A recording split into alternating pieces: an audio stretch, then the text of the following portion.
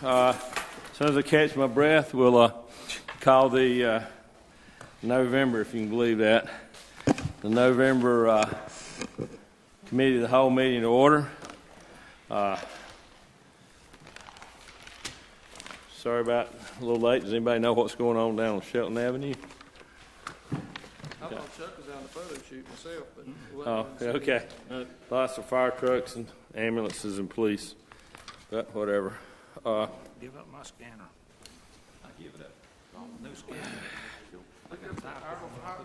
We're going to start off. We have a request to sell 1/10 of acre at Harmony. Dr. Miller. Yes, sir. I'm bringing this back to the board from last month for public comment and for the board to decide on. We did have a request from Thad Gaither, who owns the property that adjoins a small little tip corner right at 901. He's requested to purchase that 1/10 of an acre. We see no reason that it should be an issue for us. It actually is a little dead corner that doesn't have any value for us. So my recommendation would be we sell the property, be glad to answer questions, and be glad for comments from the board.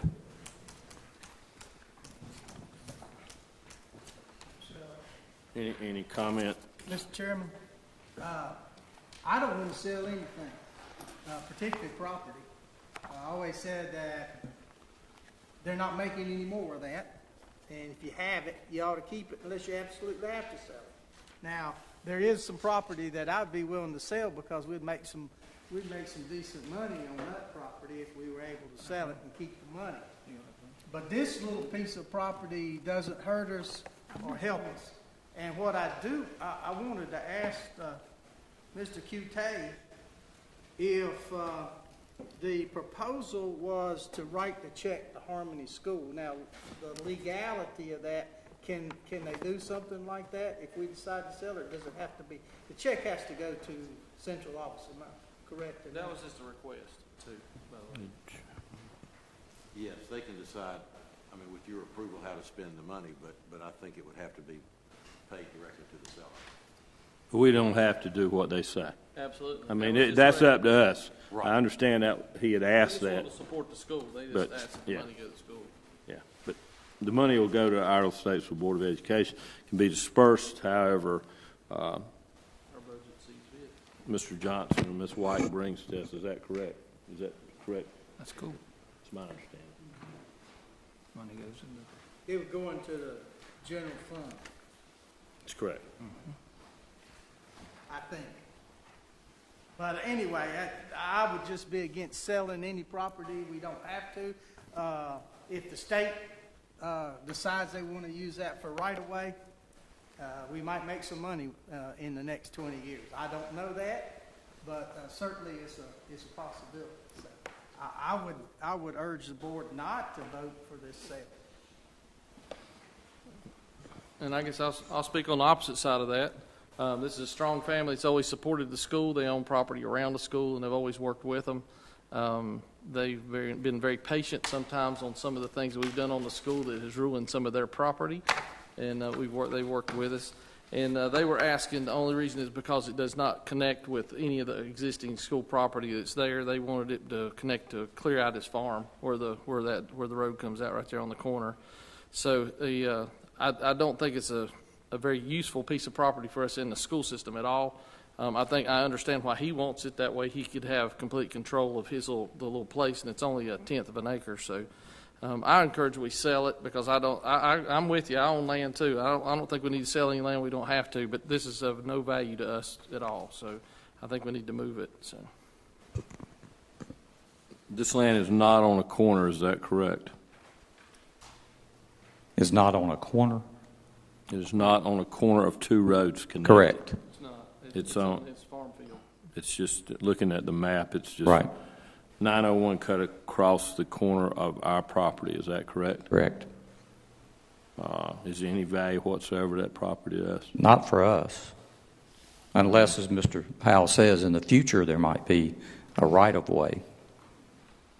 What is this Gaither Park Drive? Is that a paved road or That's not a paved road. I think that's a gravel road. Gravel road. Yeah. You live up there. Yeah, it is. Gravel road. That's all farm field. You can't, It's all. you go up there and you'll have to hunt for that square. I can tell you that. It's not like it's obvious.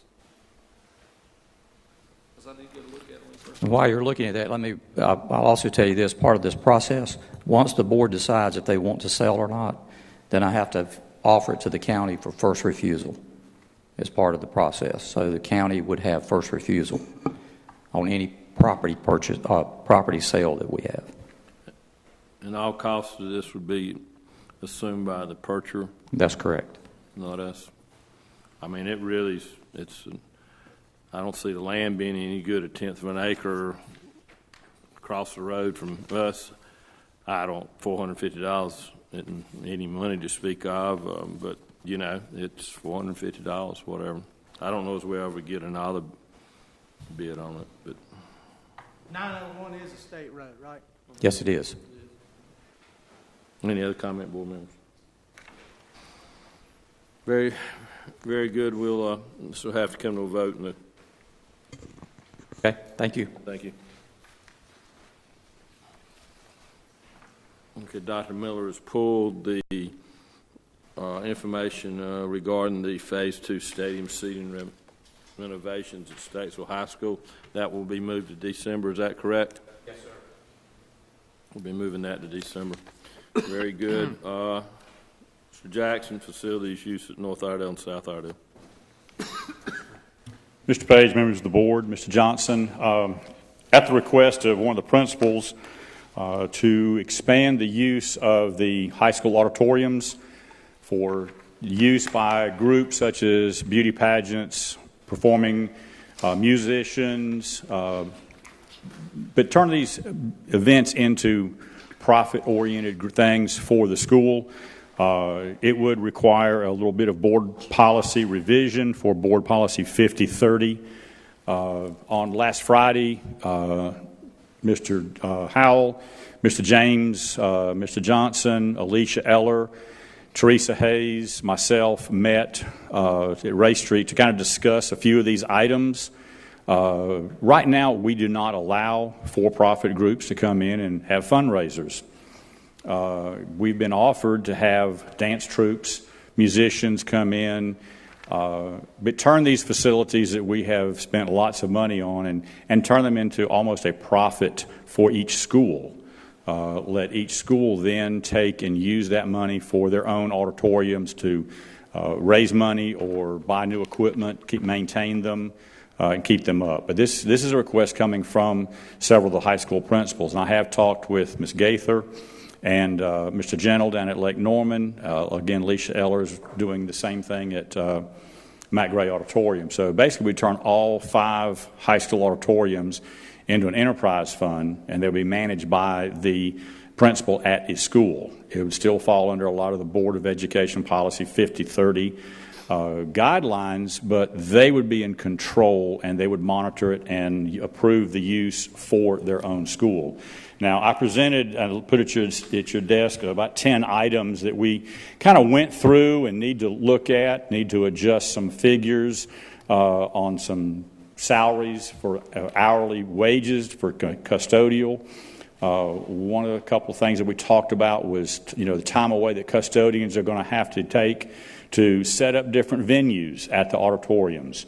And this is going to take them away from their normal activities. So anything that is required of the changing in the auditorium for a particular event, these charges will be paid by the renter and not by the school system. So as you'll see as we go through, there are several items. Some hourly rates would change based on my conversation with the finance department, and the hourly rate that custodians or teachers or staff members would be paid accordingly to meet all the federal requirements. I'll be glad to answer any questions you have. Again, these items are just some talking items that we're looking at revising. Nothing's set in stone, but as Mr. Johnson said, we're going to muddle through this for a little while and get this thing worked out so we can open up the auditoriums. Mr. Chairman, members of the board, I was at this meeting, did discuss it. It sounds feasible to me The only thing I would ask is that the number 2, it is going to be managed by the principal, but put into an account just like the rental for Statesville is, and that account is for the use of that facility. Is that not what we discussed? Yes, sir. Okay, so make that clear that this is not a moneymaker for the schools, that any money being made, it would go back into that facility and to pay custodials, people, and anybody that you work. The big issue that I've heard from the principals was that they were concerned that we had spent so much money for our lighting packages and sound packages that they didn't want anybody coming in there messing with their boards without someone from the school there. And if you have someone from the school there, you have to expect to compensate that person. So this would be what that fund was for.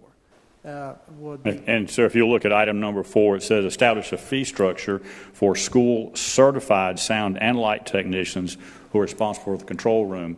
And I want to add to that also for all of the extra equipment, peripheral equipment that would go with the stage, such as microphones, monitors, batteries, cords, things like that. So this would be an enterprise fund, would be audited by our finance department on a yearly basis, is that correct? Yes, sir. All the money would go back into the upkeep of the facility, replacing Yes, sir. equipment. I think that, I know our schools are being run over with people asking to use them. I certainly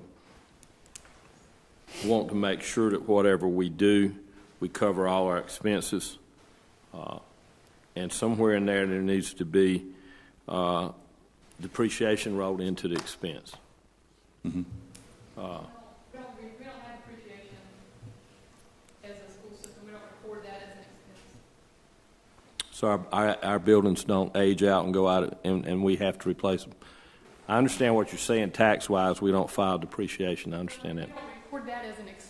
I mean, if you want to incorporate it into your fee structure, that's fine. But just to be clear, we don't actually have the literal expense on our books for depreciation. I want to make sure it's in there because these buildings are going to be used, and the more they're used, the more they will age and be depreciated. So, I think maybe we're talking about two different things. We just wanted to make sure. Okay. Thank you. I'll make a comment before Max makes a comment. The word muddling was used. I would just urge that we muddle, and try to cover every aspect possible before we even think about opening it up. Because, I mean, just go through one of the scenarios many times at each place, because they could be different at each place. Just be sure that if somebody's going to come in and use it, you have the guidelines clearly written, Yes, sir. so that they have to follow them and know what's going to happen and what's going to happen if they don't follow them. Mm-hmm. I mean, this page here looks good, but I could see this page be increased by 4. Oh, yes, sir. This is a starting point. These are some of the talking points that we addressed in our meeting on Friday, and I wanted to get them down on paper so we can then see what everything was said and start addressing them from there. So this is just bringing to you what we talked about last Friday. It's not a recommendation at this point. This is just here's what we have, and would love your input. This is where we are to this point. Yes, sir. Correct. Now, only the point I was going to make is, you did a wonderful job of capturing our discussion. I think most things were covered here that were, you can call them heartburn or things that we felt like were there. I agree with Mr. Kelly. We need to keep looking at this thing from different angles, because there may be some things that we're not covering that we need to make sure, kind of like depreciation of the new buildings and that could be in the fee structure that adds in there. The one of the things we wanted, the only other thing that was there is we had a little bit of discussion on this added structures on these campuses. We've actually added more square foot for these custodians and others to do. There's been a lot of discussion between custodians and custodians, and the things that were there, had a little bit of that discussion. It almost, if you really operate this facility at a for-profit basis, you're almost going to have one dedicated janitor or person that's going to watch the facility so they know things are keeping in place, things are put back up, things are not broken and put in, and would do that. And so we talked a little bit about personnel over the top of what was just there, not just the teachers are trained for the certified fields and things for that. But we need to look at with this new construction in all of our schools, with having open positions in those custodial positions right now. We need to look at, are those pays just based, are they sufficient? Mm-hmm. And because I think that's the reason we're struggling to find bus drivers and to find custodians, and maybe there needs to be incentive for the custodians to do both, or something in there that we got to do. But we definitely need to protect the property, because when you open this up, as we say, when it does start, it's going to be too late if you have to pull people away from the rest of the school and let it suffer because of this one facility. That's not really a good opportunity to make money. Right. But I was just going to say that was the only part of the discussion that was, I felt like we need to make sure the rest of the board understood. There was some other personnel questions that were in there if you're going to run these facilities.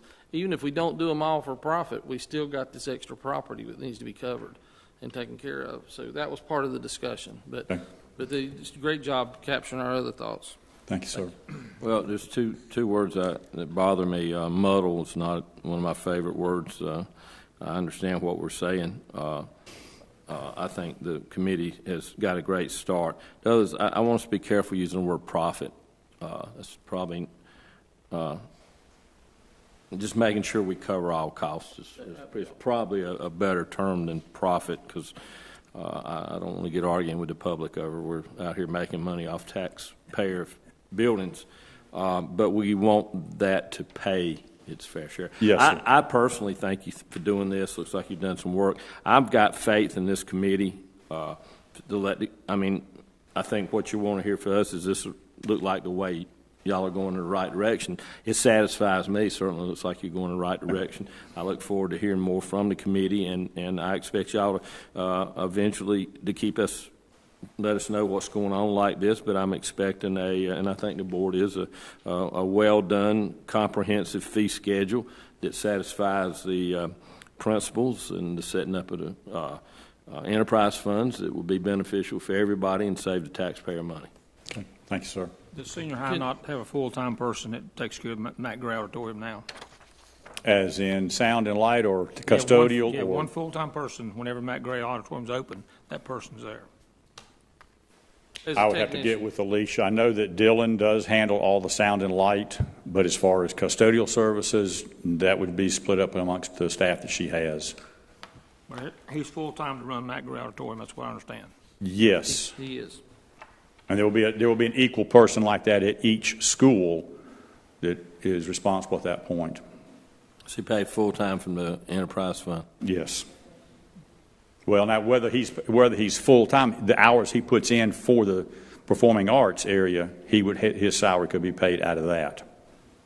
Okay. He is a full-time employee. Now, we don't charge all of his salary to the Matt Gray Auditorium because that is for entities that rent the facility, and we have a lot of school-based activities that go on there, and I think he does some stuff with students perhaps when there's not activities at Matt Gray. So a percentage of his salary is charged to the facility, but not all of it.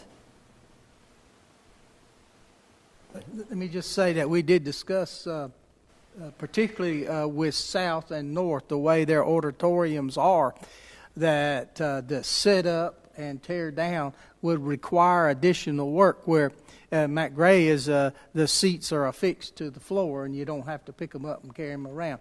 But South and North, depending on what kind of a program you may have to change that around in one day. And we did talk about having a custodian just assign on a part-time basis, if at best, for that auditorium. And the days that person didn't have duties there, that they could work within the school. Now, there was budgeted 2 extra positions this year, one at North and one at South in the custodial staff because of the expanded square footage. So they should already have a person on staff that should be expected to do that. That's based on the square footage that they added. got. Mm-hmm. Okay, but all these people had to drive buses, don't they? I'm not sure about all But you know how desperate we are for bus drivers, so I Right. do believe that it is strongly encouraged. I don't know if the all is true for custodians. Is it we don't hire 8-hour custodians anymore? Is that right? Not sure. Yeah, they're grandfathered in, but what happened is, most of the custodians now, the principals are requesting that they be bus driver custodians. Right. Because they just can't get bus There drivers. shouldn't be any reason why a custodian who's doing the auditorium couldn't drive the bus route, particularly in the morning. But we do have some grandfathered 8-hour custodians. But don't we have, I think they said 13 of those positions open right now? Yeah, we've got probably 13, 14 positions. Yeah. So I'm just saying that was the reason I was saying Well, there that's- needs to be some discussion about the, I think that's something that's going to be a whole different discussion item. oh, absolutely. That we absolutely are dying. I've been in some meetings this week with some department heads. That's a whole different discussion, I expect, probably in December or January at the latest, about some things going on there. But let's stay focused on where we're at and on this report and where we're going One with last this. thing I'd like to add is we'll change it to additional revenue instead of profit. Thank you. Yeah, we don't want to make profit, but we want to cover all our costs. Absolutely. Yes, sir. Okay, thank you. Question on, and maybe it's covered in policy 5030, but what did you talk about in way of security, requiring security to be there, and what type of security have you talked about? It was addressed, but that's again going to be based on the venue that comes in, and that will be left up to the principal to see what group is coming in, how many people they're looking for. I believe I did address that in one of the items of custodial services, cleaning up, setting up the site, parking lots, things like that, of how many people it's going to take to adequately operate that auditorium for the venues. So you're saying that some events, if the principal chooses not to, would not have any type of security there if it was an event taking place by an outside organization? I hate to say what a principal would do. We could put some guidelines on what we would ask them to do, but the money would be available that if they require that comes off from the renter, so it's not a cost to the school. And if they feel the need for 2 or 3 security people there or 6 security people, again, it would be based on the venue that they have. Can I answer a little bit of that? We did have a little bit of this discussion in a way. We talked about the principals having an a la carte thing. When you come in to rent the facility, they would go down those items and see what that was. And Teresa had asked it, specifics were there. But security-wise and that, if we were going to require them to have 2 deputies there, they would have to pay for it. But they would have to make that arrangement. But they were talking about those costs would be included in that. But we didn't go much farther in that. But we did open it up enough because if some of the Pee Wee football group met there or something in the morning or something, they really didn't feel like they needed to pay for a deputy to be there if they provided sign their own security, but somebody was with the school or whatever's there. So they were trying to give that discretion to the principal for the event. And I agree. I think it still always needs to be addressed and always needs to be on the list, but they may vary a lot depending on the group that's in there and what time of day. So My concern with that is consistency. absolutely. And that would be one thing that I would hope that y'all on the committee would discuss is the consistency of it. We wanted to be One school might not charge for security where another is. And we talked about that between the principals of the 2 that were in there. We talked about there definitely needs to be consistency in that form and how that's there. The only discretion they had was maybe some hour estimates, some things that they do, those kind of things. But I think, like you just said, if it's on the form, it needs to be addressed, like security. In other words, it wasn't one of those, we didn't talk about that. In other words, it's there. Teresa and Alicia both were very adamant about that, at least when I understood. I will tell you that in 5030 in Category 4, it does say use fees and expenses required. The amount of security, custodial cleanup, supervision, or other requirements to operate safely and effectively will be determined by the principal and staff. This category will include any group not covered in previous categories. Now, we did also discuss in that meeting, there was one particular group that probably had 800 there last year and didn't have one officer there. So therein lies an issue. And that's a perfect example of what I hope the committee will talk about. Okay. I've got a note here to address that security issue and make it a standard or a blanket that we are equal in how we address that. Thank you. Any other questions? Thank you, Mr. Jackson. Now, Mr. Jackson, you're up on facilities use funding increase from the county. Okay. Mr. Page, as you know, the previous discussions with the Iredell County Recreation Department, Iredell County funding, were to try and increase our funding, which is currently at $25,000 a year. That was established back in 1995 between Kim Gallion and Kathy Davidson, who was working for the school at that time with facilities use. And that fee stayed together until we've been working on that same dollar value. We last year went to them and asked for an increase because of the number of teams, the number of players that are using our facilities. Somewhere during the negotiations, the county admits the ball was dropped. They did not get that into their budget for this year. And so for this fiscal year, we're being paid at $25,000. In light of that, the county, in our meeting on Monday a week ago, Mr. Johnson, Mr. Page, Dr. Miller, myself met with Beth Jones, County Manager, Michelle Hepler, who is the Recreation Director, and Daniel Taylor, who is one of her assistants, and started talking about different aspects of the recreation and what that looks like and how it affects the school system. It also brought to light to the county some of their responsibilities that they need to look at from a legal standpoint and a protection standpoint. So we kind of held the meeting and just said, okay, we're going to all go back, look at everything. Basically, we're going to not request the additional $25,000 for this year. The county is going to look at what their recreational structure is going to look like. They have a meeting with county commissioners at their board retreat in a week, I believe it is, next weekend, and going to address those issues on recreation, how it affects, how it looks, what the responsibilities of the county are, and then come back with us and look at what they need to add to us or talk with us about recreation facilities using the schools. A couple months ago, you gave us a spreadsheet on the use of the schools. Yes, sir. Did you share that with the county manager Yes, last sir. week? Yes, sir. And what was her reaction? Was she amazed at the amount of use, or was she knowledgeable of that amount of use, or what? I think she was knowledgeable, but to the extent of it, I don't know. It did highlight several schools that do take a lot of the athletic use at our schools.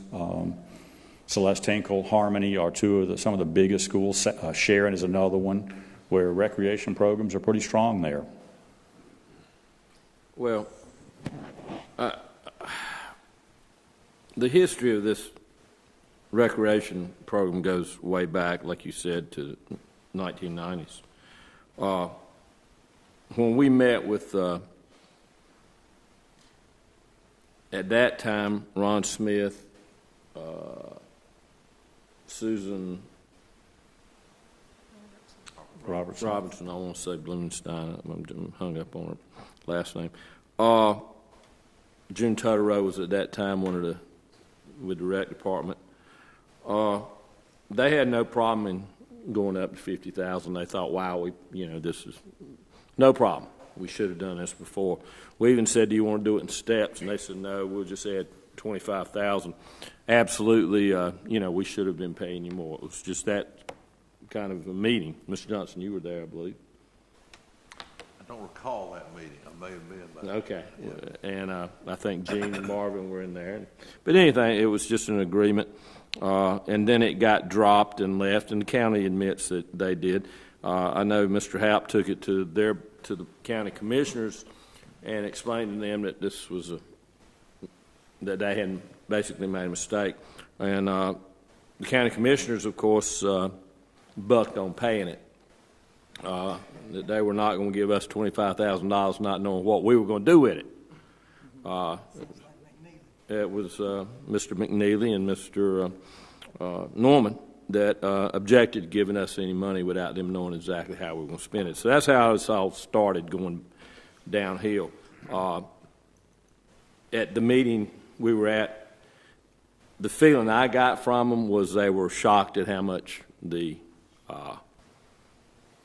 fields and all were being used. And their problem was they were being used by associate organizations, which were not under the direct control of the Recreation Department, even though the Recreation Department has them on a list as an associate organization and covers them. My feeling at that meeting was that I feel like the county's probably going to ask to,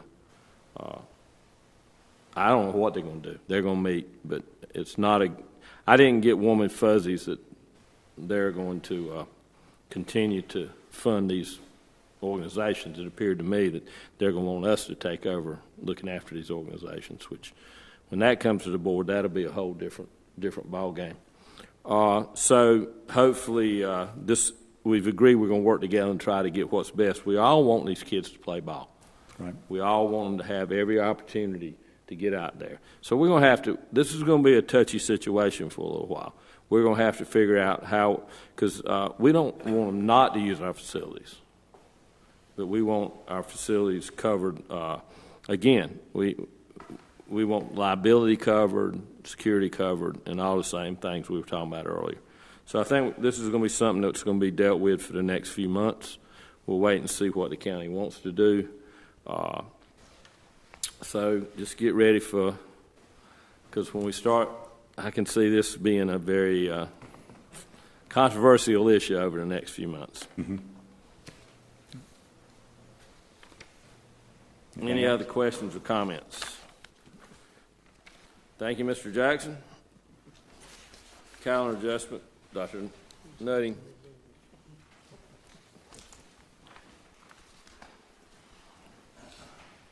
Chairman Page, members of the board, Mr. Johnson, item number 5 on your agenda is the calendar adjustment for Tropical Storm Michael. I'm sure you remember we missed school on Thursday, October the 11th. We did have a 2-hour delay on Friday, October the 12th. And what we'd like to do is ask that the board consider forgiving that day. We do have enough instructional hours so that we feel like we can cover that day with our instructional hours that are mandated by the state. And then of course, because we were just 2-hour delay on the 12th, that would count as a regular school day.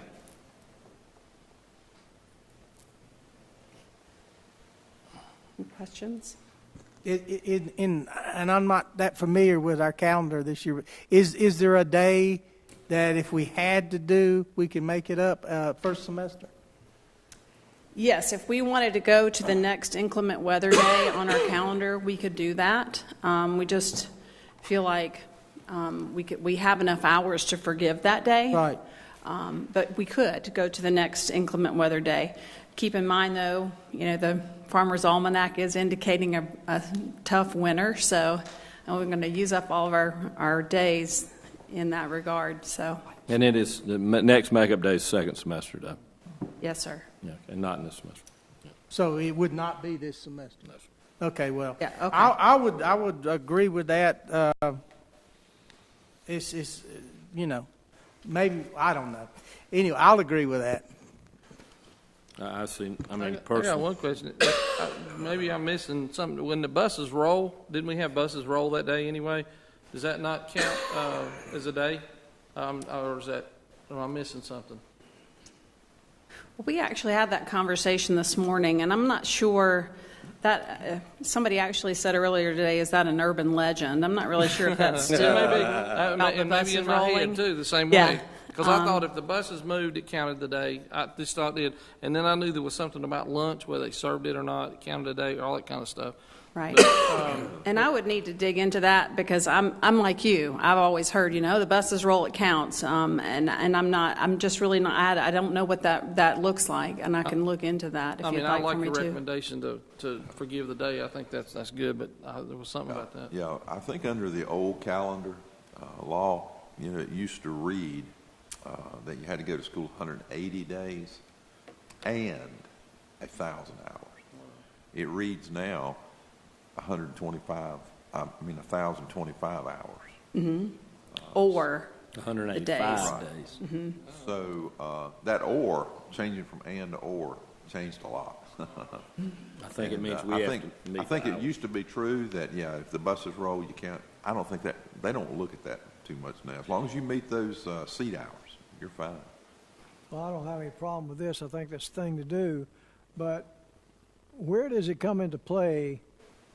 When was it, last year, year before? We extended the day by so many minutes to cover up some of those days that we might miss. Do we still have some of that leeway even after this? We do. Yes. But we cut 4 school days. We added 10 minutes. Yeah. But we went from 180 to 176 school days and added 4 work days. So the 4 work days we added pretty much took up most of that 10 minutes. Does that make so?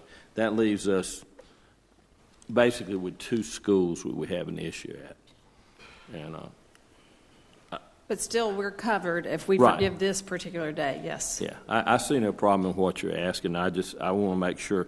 There's a lot of different weather reports are saying rough winter, but now the woolly worms I've seen show we're not going to have a rough winter. So I don't know, but. But those are all, those are all if. Of those, if the minimum is 1,025, what does our calendar provide this year in number of hours? I do not know that number. I will find that out for you. I think we're about 15 hours over the requirement. Dr. Taylor, is that? I think that's what I had heard. I know that I didn't work directly on that last year, but I think that's the number that I heard. Okay. About 15 hours over the required 1,025. And so a day is how many hours? They count it as how many instructional hours do they count during the sub? So they back out all, I think it's like 6 hours, 5.75, 6 hours, because they back out lunch, they back out Transition time. So 5 or 6 hours? It's, Again. So if it's 5 hours a day, and if you could find what it is, I'd like to know that. Yes, sir. And if we have 15 hours over, then that means we'll have 10 hours to play with if the woolly worm is wrong or right. Right. Right? Yes, sir. Now, that's also, that's the minimum school. We have 2 schools that are very low in hours. Most of our other schools are well over those hours. The 2 schools are the IB middle schools. And we've had this discussion for, I know, 3 years now. And you and I have had it when you were principal at the IB middle school. We need, and Mark, you're here now, we need some virtual time at these schools because most of our other schools would be good for several other days. So that's one thing that we really need to work on. Dr. Taylor, we've talked for 3 years about virtual days, which a lot of the counties west of us are doing. Personally, we need to see. Personally, I want to see this happen. I want us to have something instead of talk about it. But if we could solve our IB middle school hours, I think it's something we're going to have to address, especially when we build 2 new larger IB middle schools. We're going to have to address those hours, either by changing the bus routes and getting them there more time, or having them doing projects or something that count as seat time. I think that would help. I'd also like to remind our board members, according to general statutes, when we do a delay, that time does not count. But when we get out early, you can count it to the end of the day. So general statutes, is that not correct? I believe you're right. So we do lose time by having a delay, but if we get out early, we do not lose seat time. So it's really odd the way they write these rules. Could we, and to add on to Mr. Kennington's request, could we get an update on all our schools' times, start times, end times, number of hours, so we can see that, see which ones we've got hours in and hours not in?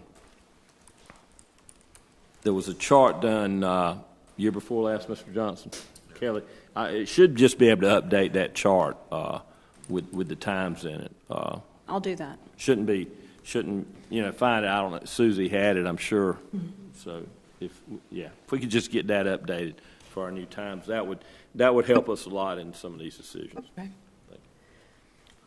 With your permission, I have one other document that is not in your packet that is in regard to the 2019-2020 calendar. Do we have a few, maybe 2 minutes to discuss this? I have no problem. Board members?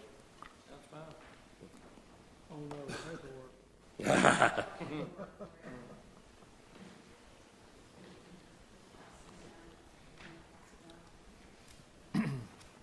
You're not assigning us jail cells if we go to jail, are you, because of the calendar? I said, you're not assigning us jail cells if we go to jail for having an illegal calendar, are you? So what I'm giving you now has to do with the 2019-2020 calendar. You all asked us to look into an innovative calendar, and we did come up with that calendar and have had quite a response from many different counties across the state who are interested in the calendar that we have adopted. As a result of us adopting this calendar, our neighbors have also adopted an innovative calendar. Mooresville Graded School District has adopted a calendar that's very similar to this. Also, the Mitchell Community College calendar has come out in the meantime. So we did get lots of questions when we released our innovative calendar, and you'll see there that first calendar sheet I've highlighted in yellow highlighter. That was the one we approved way back in May. And that's the one you guys adopted, and that is the calendar that we have currently. However, Mr. Johnson, we see an opportunity at this point to more closely align our innovative calendar with Mitchell Community College and even the Mooresville Graded School District a little bit, so that we can really have a calendar that meshes well for everybody in our community. And so what we really would like for you to do is just to consider this, and then we can talk about it in December. But we know we're kind of up against a time crunch if we want to once again go back and address this calendar one more time. But what you'll see there, the front page is just kind of a summary of the two. Then you've got the calendar you approved in May, and then on the back is the updated draft, and you'll see the date on that is this past Friday. What we did is we took all the input that we got and all the feedback that we got from our employees and from our parents and from our Facebook page, and everybody had something to say about the calendar, and we tried to put all those things in the mix. And just to kind of highlight quickly some of the things that are there, we have an August 8th start date. We also have moved a teacher workday from September 20th to September the 30th, which does nothing other than to have a teacher workday on Rosh Hashanah, which was a request by many of our constituents, and then also to move the fall break to October 14th and 15th, and that will more closely align us with the other systems around us. We added a teacher workday to December the 20th so that you have a teacher workday before you go home for the holidays. Especially that helps out some of our teachers who are trying to get their grades in before they go home to be with their families. You'll see, too, that instead of a 3-week break at Christmas, which was the number one complaint we got about our innovative calendar, it's a 2-week break. And then you'll see a finishing date of May the 22nd, which means we would finish the school year before the Memorial Day holiday. That would allow our high school students to graduate Memorial Day weekend. So we essentially moved to that 1 week that's at Christmas time, and would possibly get out of school earlier than that. And then to your question earlier, your comment earlier, Chairman Page, we did add one more instructional day in there. So now you see we would be at 177 instructional days instead of 176, which would give us just a little bit more cushion on that instructional time. So we're not asking for you to make any decision on this. We do want to ask you to look at it for December. And again, I know you're just receiving it now, so I'm happy to entertain questions now, or I can certainly answer questions anytime between now and December. Board, the reason that we're bringing this back to you is two things have happened since you approved this calendar back in May. One of those things is, in November, Mooresville Graded School System passed their own rendition of an innovative calendar, very similar to ours, but the dates aren't exactly aligned with ours. So this would give us an opportunity to try to get both school systems a little closer in line with each other. The other thing that's happened is Mitchell Community College released a calendar after you approved this back in May, and they moved their start time back a little bit in August, which defeats the purpose of what we were trying to do, and that is align with Mitchell Community College. When is their start date?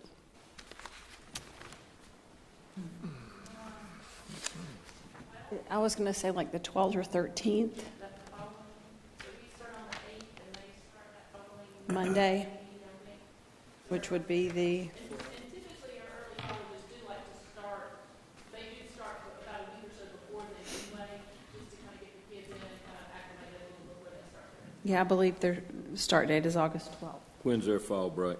The same time as ours. Okay. What is their second semester start date? Do you happen to know that? For Mitchell Community College? Yes, ma'am. No, sir, I don't have that Day either. after Somebody Martin have Luther that King copy? Day. Usually starts the day after Martin Luther King. 14th? Yeah, usually.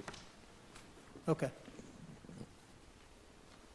But you see, if you look at the original calendar that you approved in May, you see we don't start back till the 13th, and on the new one we're proposing, we would start back on the 6th. The first semester's over with, so our kids going to college early, that's one of the biggest reasons we want to do this, is so they can go. Very good. I think, board members, unless you got a glaring question, we'll bring this up committee to whole in December. Thank you. Mr. Chairman, I do have a question, and I talked with the superintendent last week about it, and if you heard Mr. Gay a second ago alluded to it, and there is a lot of undercurrent in the community that we're violating the law. And, Okay, as long as we get caught. pardon? As long as we get caught and go to jail, we're okay. And the only thing that the superintendent told me was that we did have verification, and Brady, you might want to just pick it up and share it with all the board. Yeah. From an assistant at DPI stating that we could do what you're proposing that we do. Yes. And somehow or another, we need to get that out that it's legal. You know, we go to a law conference in Asheville, and some of those people up there saying that we're violating the law too. And some of these are lawyers that are saying this. And I just think we need to be sure that we're on sound footing. I would just hate for us to come back and have a parent on August 1st sue us that our calendar is wrong, and we have to change the entire calendar on August the 2nd per a Superior Court judge or district judge. If there is anything we can do through our attorney, superintendent, the letter, through the media, to inform people that it is legal, or at least as you hear it, to dispel it. I don't know, I'm rambling now, but the problem is it legal? And if it is, let's try our best in social media era to squash it. Well, didn't we, when we decided to do this, I mean, the word was we were going to send it to somebody at DPI, and they were going to send us approval. I assume we got that, or going to get that, or assume we're going to get that. Yeah. And it could be also that over the last 2 or 3 years, when several of us were thinking about wearing stripes, that would have been illegal. But this is not illegal at this time. What we're doing here, we have gotten at least an overall idea that what we're doing is fine. It's within somebody's guidelines, and we can do this. Yes. I mean, that's my understanding. Did we ever get that from DPI? Did we ever hear it? Where is that? Yes. So I, too, have heard folks say that our calendar is illegal, and we try every opportunity we have to correct those folks. It is not illegal. In North Carolina, if you have a year-round calendar, then the school calendar law doesn't apply to year-round calendars. And that's what we're saying this is. This is a year-round calendar. Kids will be in our building receiving instruction 12 months out of the year. DPI gives no definition of what year-round means. And so we did communicate. Dr. Taylor, I think, spoke with the deputy superintendent. I did not speak to her. Was it an email exchange or something? That was from someone in another district that had spoken to them. Okay. But we did get a copy of that email back saying that well, explain that to us, Dr. Taylor. What did we receive back? So that email stated, that was from Dr. Petrie Martin, stated that basically there was no one that approved the year-round calendar, that the school boards approved the year-round calendar, and there was no definition, and that our person checked year-round in Eddie, and that the school board approved the calendar. And then there was another school board attorney that had done some research on that there basically has been no clear definition of what that year-round calendar looks like. I think I shared that with Mr. Page in the board last spring.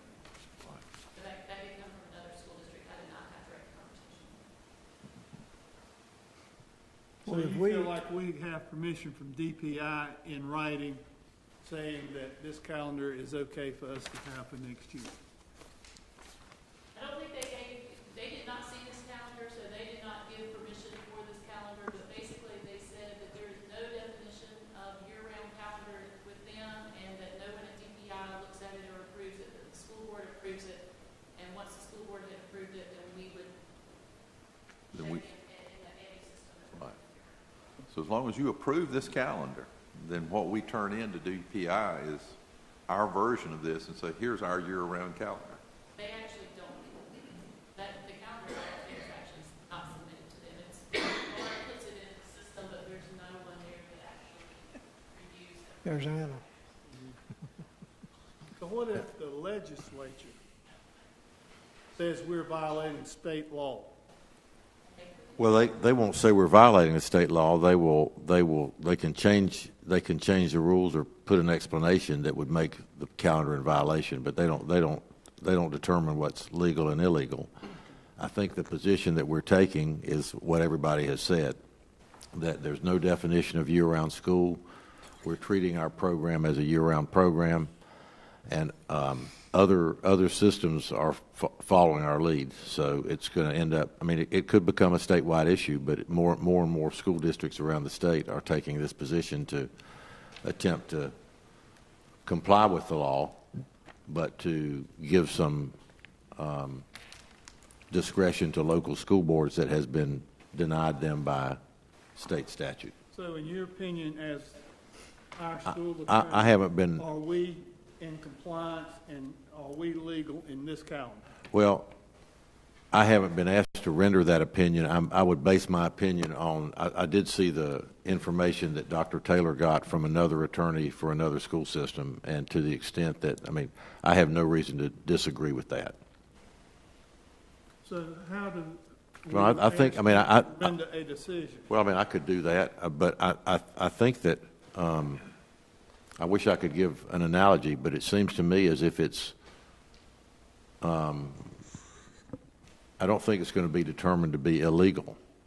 It's possible that before the 2019-20 school year changes, if there's some kind of statewide uproar among school-age children's parents that this is a bad way to go because it's happening all around the state, then there could be some judicial intervention that either stays that or defines year-round as something other than what we're doing. But I don't think Charles is going to prison right now. No. But it can't be illegal if there's no standard for it. So the point is. It can't be illegal. Is that what you're saying? Right. It can't be illegal. That's what I'm saying. Well, we have done the major thing that we said we wanted to do when we looked at this calendar, which is to finish the first semester by Christmas.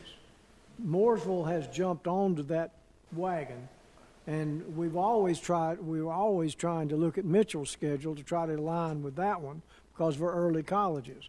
We now have, at least with a little tweaking, we have the three major systems in the county are going to be looking at basically the same calendar, which would be, oh my goodness, that's worth putting in a diary somewhere because that's never happened before. This could be really, I mean, we're doing the right thing.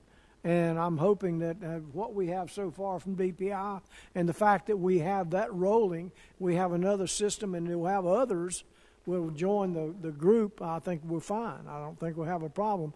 And I just really hate to spend time talking about if, this is what we're doing. Only other thing is if there's anybody knows about illegal stuff, it's our legislature. So, we'll. Yeah, I don't think it's parents you got to worry about. It's one senator in Raleigh. I would like. We've got a month to discuss this, and board members individually check with who you want to. If you think we need to get a answer from the North Carolina School Board Association, that's one thing you could reach out to. Could you send these to us electronically, please? Yes, sir. So we can have it. Mm-hmm. Any other comments or questions? Just if we're going to bring this back at the CAL for December, we will need a vote on any amendments in December so that we can communicate that to parents. And I think, too, with payroll and staffing and all that kind of stuff, we won't be able to delay any amendments past December. My question is, why are we not voting on it today? Well, Yeah, but you can see what the recommendation is. I don't think there's any rocket science there. It matched up with what we were looking for, which was been our goal from day one. Yeah. Sorry, I haven't got my mic down. But my point was if we can amend it by December again, if it's wrong, but at least we can have it out there to get the parents and the others what's going on. Yeah. The issue that I was told was exactly what the superintendent said. It was that extra week in December where our classified people, some of them wouldn't have a paycheck because they couldn't. Our schools aren't open. They can't. The cafeteria people can't work, and if they don't have all that vacation days set bank, they're out of luck. So they might miss a part of a check. I don't know for sure, but. Well, I mean, just to be clear, no one's pay will be any different on an annual basis. Right. They will be paid for the same number of days, whatever version of the calendar you have, but you're right, with those do not work days in the middle, it may make some checks smaller, but the net end result is the same number of days paid. Yeah. But this amendment would help that, would clarify that problem, and it wouldn't be as an issue. So it's fine with me, but I don't know that it's a good idea to vote for it tonight. I really don't. Are you going to put this out and with the press and let them run it? Yes, ma'am.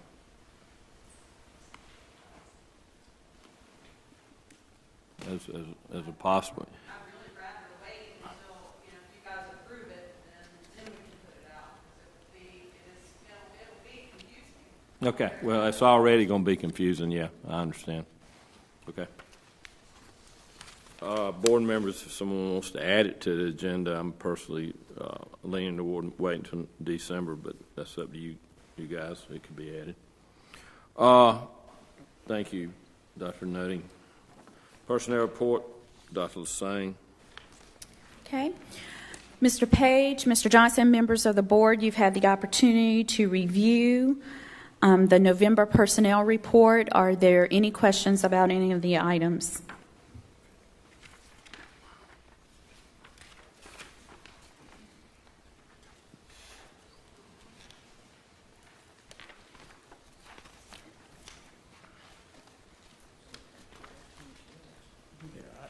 I overheard a conversation, and because we're talking about personnel, I'm not going to mention names, but the issue was that you have some people retiring the 1st of January, and this person was told that they wouldn't get a full check in December, and that doesn't seem. I don't know. The person couldn't understand that, and neither could I. But I'm not an authority on that. And the lady that was explaining that was from your office, and she said that's just the way that we do things. And if you work December, why wouldn't you get a whole check? The only thing that I can think of that would be related to, first of all, Astrid Donahue is in charge of our retirements, and she's responsible for doing that. Part of that, I would imagine, and Melissa, correct me if I'm wrong, would be related to the pay schedule. So you have to start the pay schedule somewhere. You run it for your days on a monthly basis, and depending where that falls, I would imagine that would be what would impact that. So this is what always confuses teachers. When do they start? Middle of August? Yeah. What do they get at the end of August? They get a check. A full check. So they are paid through the middle of the following month. Oh, okay. So we're ahead. Yeah, they're prepaid. So when she says they're not going to get a full check, they're not, because they're not working through January 15th. Right. And they always get confused about. Okay. They always get confused about that. Yeah. Okay. Thanks. That was the best explanation of anything I've heard on this board. It was, honestly. Especially, Ms. White, that was nice and short and sweet. There we go. There we go. Good job. Any other questions? All right. Yeah. Thank you. Pretty good. Program expansion study, Mr. Johnson. Thank you, Mr. Chairman. Board members, if you'll recall back at the end-of-year review that was held just a few weeks ago, we talked to you guys about the possibility of conducting a study about the expansion of some of our programs. And so what we're doing tonight is bringing that idea back to you again, not with any recommendations, but to seek your approval to look at the expansion of the IB program. As you know, Cloverleaf is working on their authorization now. They hope to submit their application about a year from now, in the fall of 2019. They hope to have a site visit in the spring of 2020, and we're not anticipating any issues there. I think that school will be authorized. We also realize that with the construction of our 2 middle schools and the moving of the IB programs from Mount Morn to the Brawley campus, and here in Statesville from Northview to the Statesville Middle campus, that there will be an opportunity to expand enrollment at both those schools. South Iredell High School, of course, is one of our 2 high schools that is very overcrowded, and so one of the things that we'd like to study and bring a recommendation back to the board is the possibility of splitting that diploma program, leaving half of it at South that would serve the Troutman Community South, but basing a program at Statesville High School that would serve Northview and all points north of Statesville. At the end-of-year review, you did direct us to move forward with a look at the CTE program and a strategic plan for the Career Academy, so we are ready to move forward with that, with your approval. There's lots of other things that are on your list there that we would just like to kind of take a look at and poll some of our parents and find out, what are some expansion programs that might be of interest to the school system in the years ahead, and bring some recommendations back to you, probably beginning in January for your consideration. So again, we're seeking your approval tonight just to conduct the study and bring recommendations and findings back to you for recommendation. For the two that you mentioned, or for all that is on the sheet? Well, we would like to kind of look at everything on the sheet there and just look at the feasibility of, is there a market for some of the things that we're proposing there? We looked at the Aviation Academy at Statesville High School, ORCATS. The proximity there needs to remain close to the Statesville Airport. But we have received again this fall communication from the airport officials asking us to consider this. And so I think it behooves us to, when the community's asking, to at least take a look at it and get some feedback and bring it back to you folks and just see if there is a possibility of bringing forward these programs. I like the fact that you're looking at the feasibility of different ones, because our partners have different needs in our county that we may not even know they need until it's there. I actually ran into one of the aviation guys at Chopsticks, and he had on a shirt that says CATS, but it stands for something different. It stands for something aviation technical services or something like that, whatever there was. And they were very excited about having the opportunity to get to some kids to show them this, even if they went through the STEM programs type things to start that. Because I was telling them to generate enough kids for a program is tough, to get that many. But they may be looking at the opportunity just to get in the middle schools first to build that base. Absolutely. And but anyway, I think we need to look under what options we have with our partners that are here, and that keeps these kids' jobs here, local. So. Well, I think it's got to be based on the needs. And I think you're going to have to work with the county organizations, Chamber of Commerce's, all the organizations and businesses to tell us what we need. And that was the way the Career Center was originally set up, that it'd be it would be business driven. And that's where I think we need to come from for our CTE programs. Our other programs, I think we need you need to know what the kids are going to do.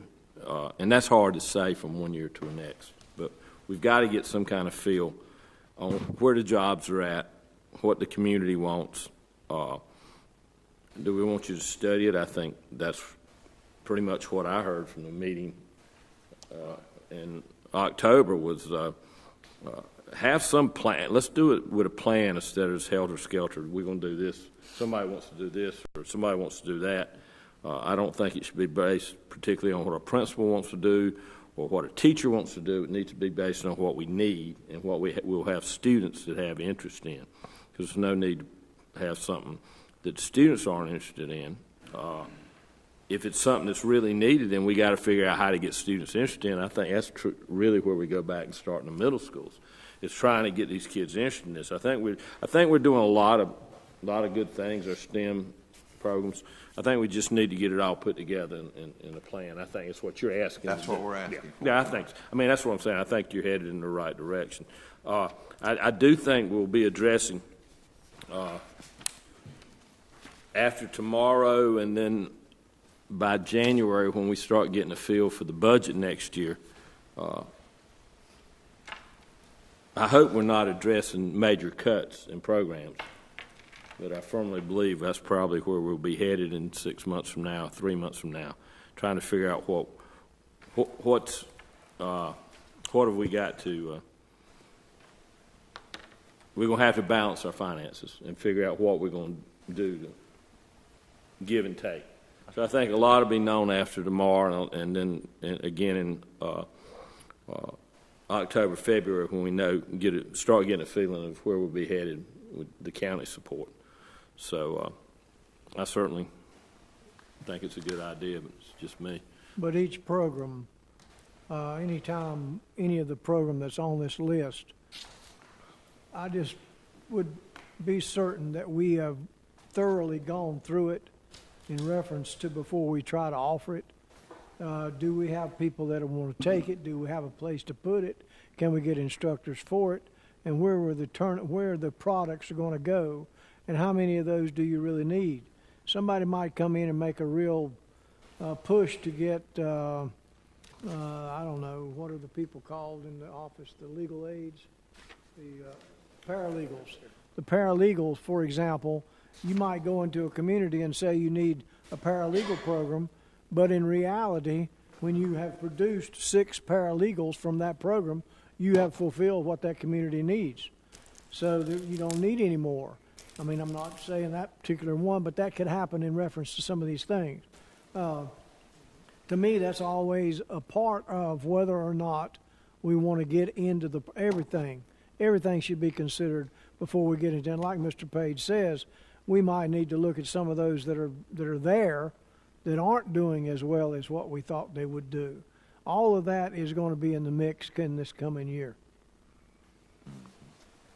And I would ask, as you form these study committees, that you send the board a list of the people and their positions that are on these various study committees.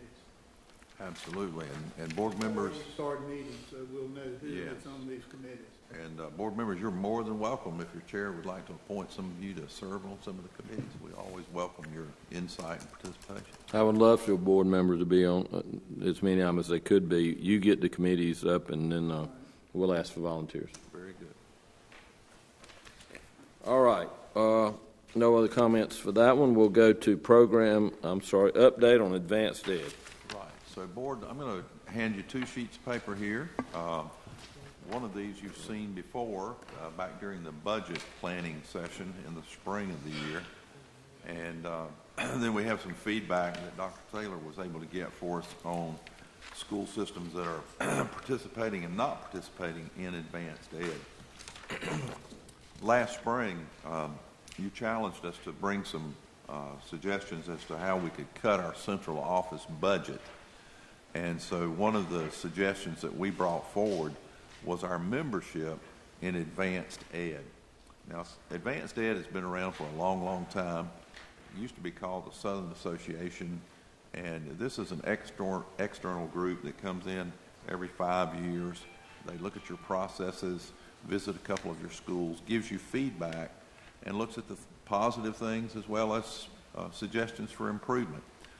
As a school system, we enjoy participating in advanced ed and look forward to those visits, and we have shared many of the suggestions that they've given us, and we always take them very, very serious and try to put improvements in place for that. Our participation in advanced ed cost us approximately $33,000 annually, and so that was just an area that the budget committee identified as a possible cut to our central office budget. I think the reason that it got put on there as a possible cut as public education continues to morph and change in the state of North Carolina, we're finding more and more kids that are being accepted to colleges and universities from non-accredited schools, private schools, charter schools, even home schools. And so I don't think that accreditation carries the weight, particularly with college admission, that it did just a generation or 2 ago.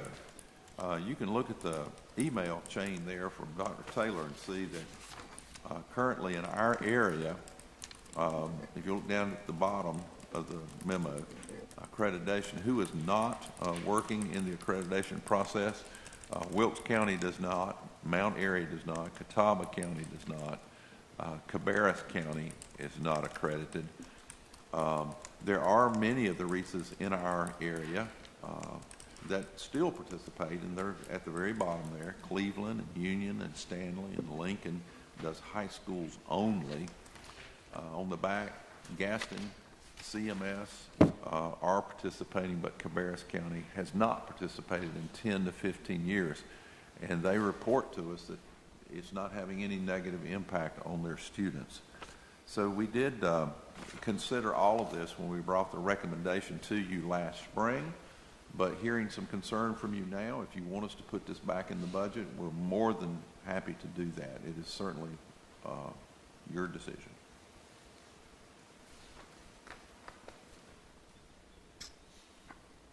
Do you know what Mooresville does?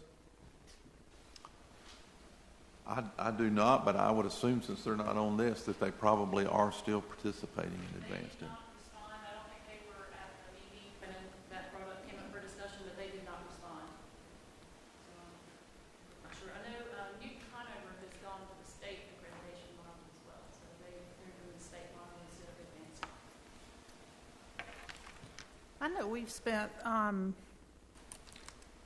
weeks preparing for this in the past. What do you feel as an administrator has been the benefit directly to ISS in the past? I think the benefit is to have a set of external folks visit your district, and it does force you as a school system. The staff here does a lot of work in preparation for those visits. There is applications that must be completed and reports filed, and they look at lots of documentation and whatnot. So it does force you to put together all of this information, meet with them, share that, and host these visits. They do go out to several schools. They talk to teachers and principals and whatnot, and you get a feedback report back. Some of that feedback is actionable, meaning that you have to address the feedback to remain an accredited school system. Some of it is made in the way of suggestions to you. But right now, currently, it is the only external examination of our school system that takes place on a consistent basis. I don't know, Dr. Teller, you might want to add to that. I think that's the big key, is just that external feedback that you get. And I know several other districts in the Southwest RESA have talked about, could we perhaps provide that for one another and coordinate so that we're visiting other districts within the RESA and providing that feedback to one another as well. And it's $33,000 a year. Then what does it cost us when we do the 5-year evaluations? Pay their expenses Right. for when they're here. And it's typically a team of 7 that are here for 3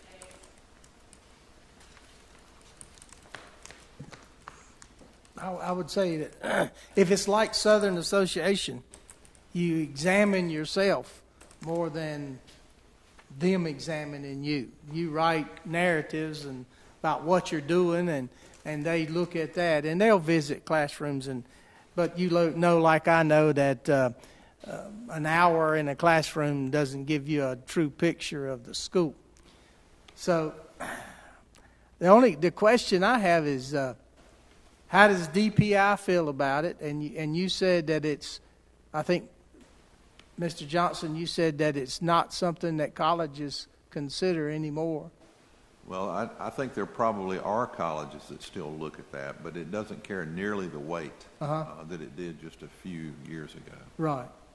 But, back in my day, in your day, as Southern Association, you were going to be a member of that if you had students going to higher learning. That's right. So, I don't know. That's a tough. Well, let me. I can speak to higher ed now is what it's called, Southern Association, what it used to be called. I watched, and it's different. I assume it's different when Southern Association came to a community college campus than when they come to a high school campus or when they come to a school system or public school system. I assume there is some difference. We saw them come every 10 years. And I watched Southern Association questionnaires go from how many schoolrooms do you have and how many teachers do you have and what are the qualifications that you have to, ethereal questions like, you are producing this program and you're going to produce this, and where do they go and how do they do and what is your feedback? It went from very direct questions to things that you really had to study. Now, if you add the $5,000 Mr. Page said, I don't know what it is, if we say $40,000, in the giant scheme of things, that's really not a whole lot of money. But we spend an inordinate amount of time preparing for Southern Association to visit and then to host them and present to them our findings over a period of time. I remember when they used to say, oh, and you were turning backflips to try to conform to what they needed. And they were saying, this is your organization. If you want to modify it, then let us know. Well, that never happened. It was always something that we needed to know, we needed to do, and sometimes it was good, sometimes it was bad, but I also know that you would spend hour upon hour and days upon days in producing that pamphlet, that report, and it was prepared, and it was handed, and it went on a shelf somewhere, and nobody ever looked at it again. Until the next time, which was 10 years later. Then they got the idea, well, you need to keep up with it, so you had interim reports that could be done to keep up with you so that the 10-year report would be more complete and more profitable. I'm thrilled to death that we don't do this. And I know what Mr. Kennan is saying. I mean, he was there when Southern Association was the thing. That was, you had to be. If you weren't, you were nothing. But at the same time, now there's so many other things that play a role. And when you look at what it does and the time involved and what's involved with doing it and using our time of our people to prepare this, to make this presentation, I don't think that, and the people that aren't using it now and the colleges that aren't looking at it, I don't think it's necessary. I was looking up Advanced Ed on the phone there. It didn't list Mooresville Graded School as one of their schools, but that doesn't mean they're not there. It just didn't pull them up in there. Fine. The reason I asked about that is I certainly agree with Mr. Kelly. Times have changed, and so one of the things that has changed so much is, and we just got through talking about it with different academies and things that we were going to offer our students. It's school of choice. And if Mooresville is a member of Advanced Ed, if Charlotte-Mecklenburg, which is, per this memo we just received, a member, we're in competition with Mooresville and Charlotte primarily as far as charter schools, because the majority of our charter schools are in the southern end of the county. And, I would just hate for it to come to us that, we're not going to go to Iredell-Statesville Schools, but rather we're going to go to Mooresville Graded Schools, or we're going to go to Charlotte-Mecklenburg Schools because they are accredited. I don't know if that's valid and the validity in that or not. I just know that we are in an age of competition today. And I'd like to know if Mooresville does have it, Mr. Superintendent.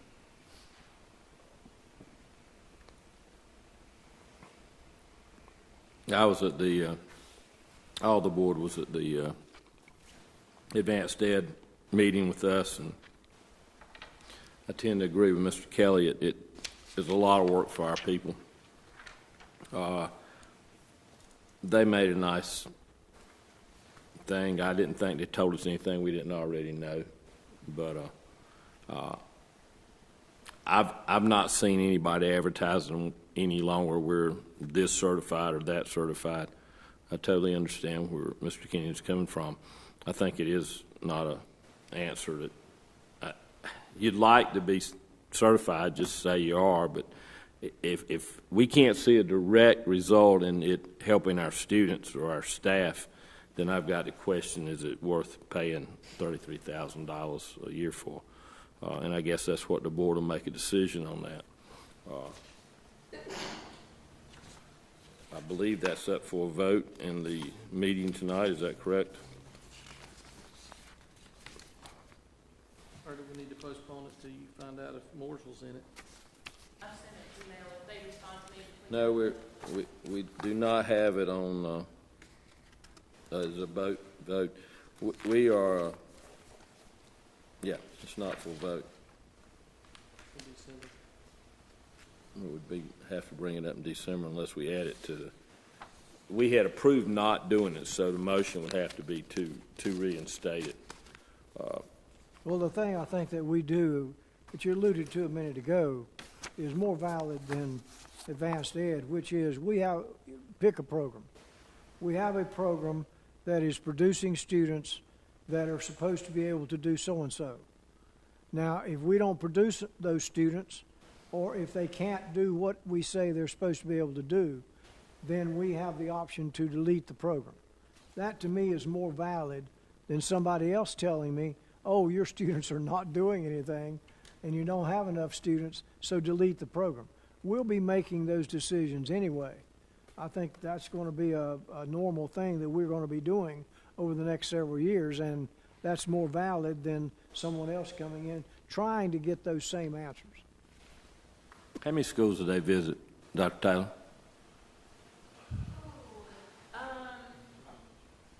They divided up into teams of 2, and I would say they probably visited 10 to 15 schools. Okay, less than half. Okay, thank you. Any other discussion on this matter at this time?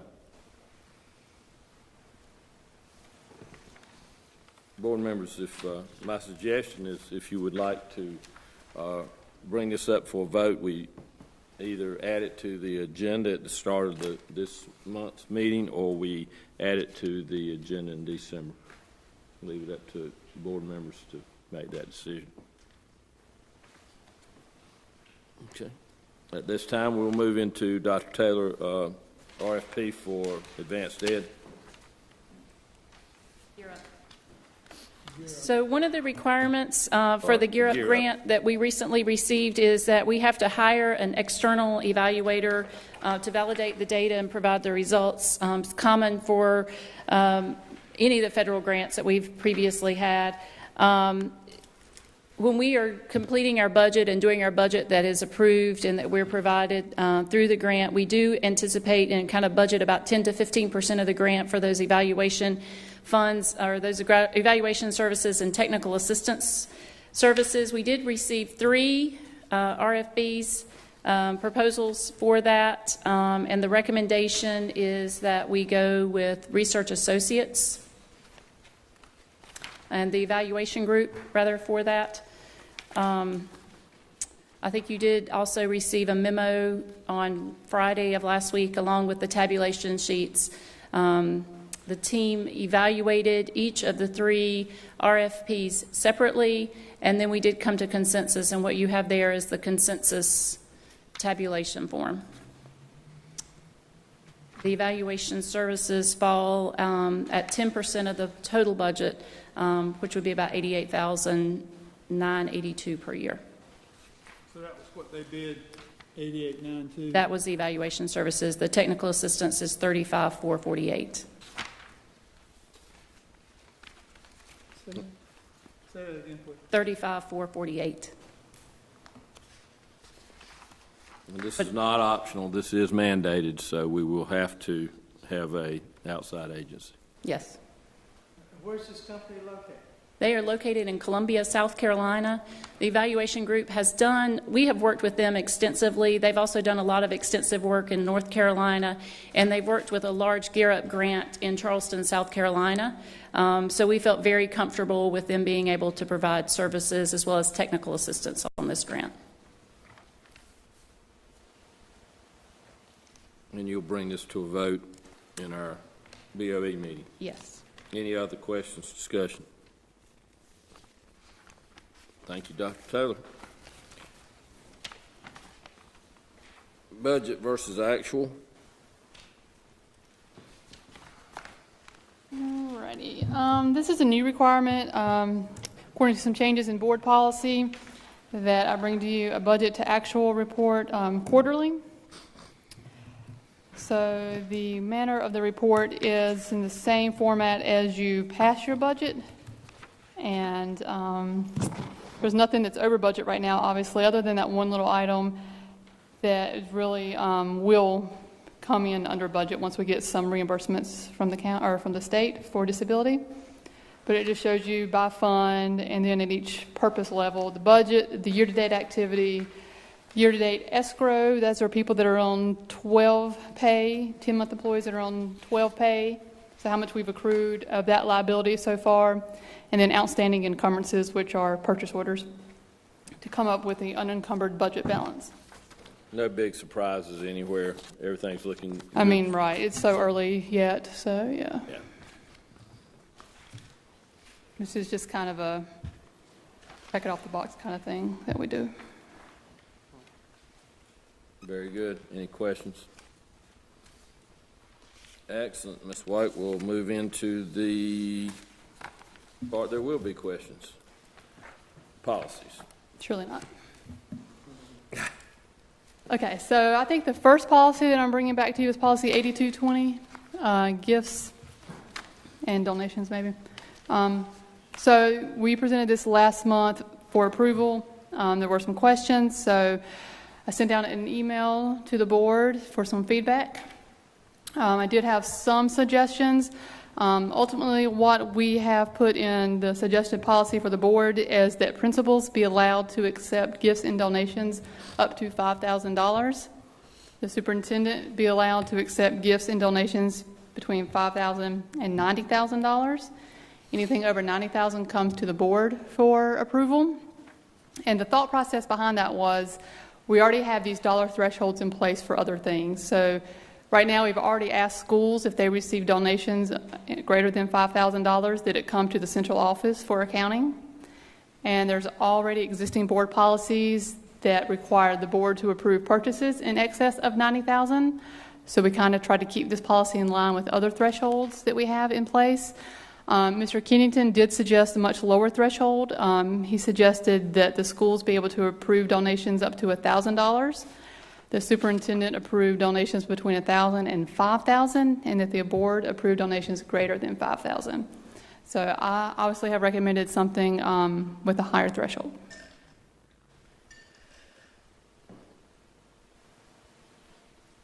Discussion. I think that was the only part of that policy that really caused some consternation, so that's what I really looked at. So what was the thought of lowering those levels to the 1,000 and the 5,000? I'll let Mr. Kennington speak to that. I have his email pulled up. I'm sure he can recall. My whole concern was that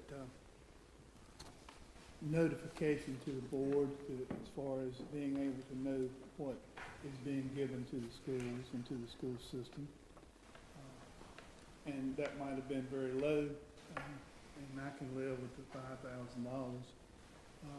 But the whole purpose of it, before the $5,000, we would not be made aware of anything except over $90,000.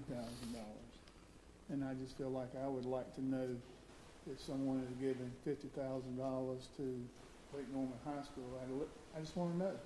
Well, if we're asked about yeah. it, we can just say, yes, we're aware of it, and we thank you so much. Or if we see Randy Marion in the community, and say, thank you so much, We can obviously incorporate some reporting to the board. The way it currently works, if they do receive anything over $5,000 and it's coming to us to account for, you will see that in your budget in the form of a budget amendment. And I usually try to delineate on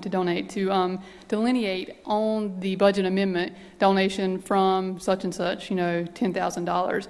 So you would have a method, but you'd have to kind of look for it in all fairness. So we could definitely incorporate some reporting type of mechanism for anything over $5,000 and below $90,000. Well, that's what I basically am asking. I think that, I agree with you. Would like to know when somebody donates something to the system. I think the main thing I wanted to see was I did not like the policy that was presented because it did not allow principals to take donations. Sure, I understand that. I agree with that. And that was just not acceptable. After talking with you, these numbers all made sense to me. I agree with Mr. Kenny, and we do need, if Mr. Johnson would just let us know of anything. And you also have to remember now, a lot of things are not money. There's a lot of donations and supplies and equipment. And I think it has to be left to either the person doing the donation setting a price on it, or the principal that receives it setting a price on it.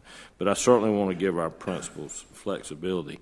And I've already been asked why we were doing this, and I'd like to say we're trying to give the principal. What we did not like was the principal not being able to receive donations. So I think this answers those questions. I like what you've done.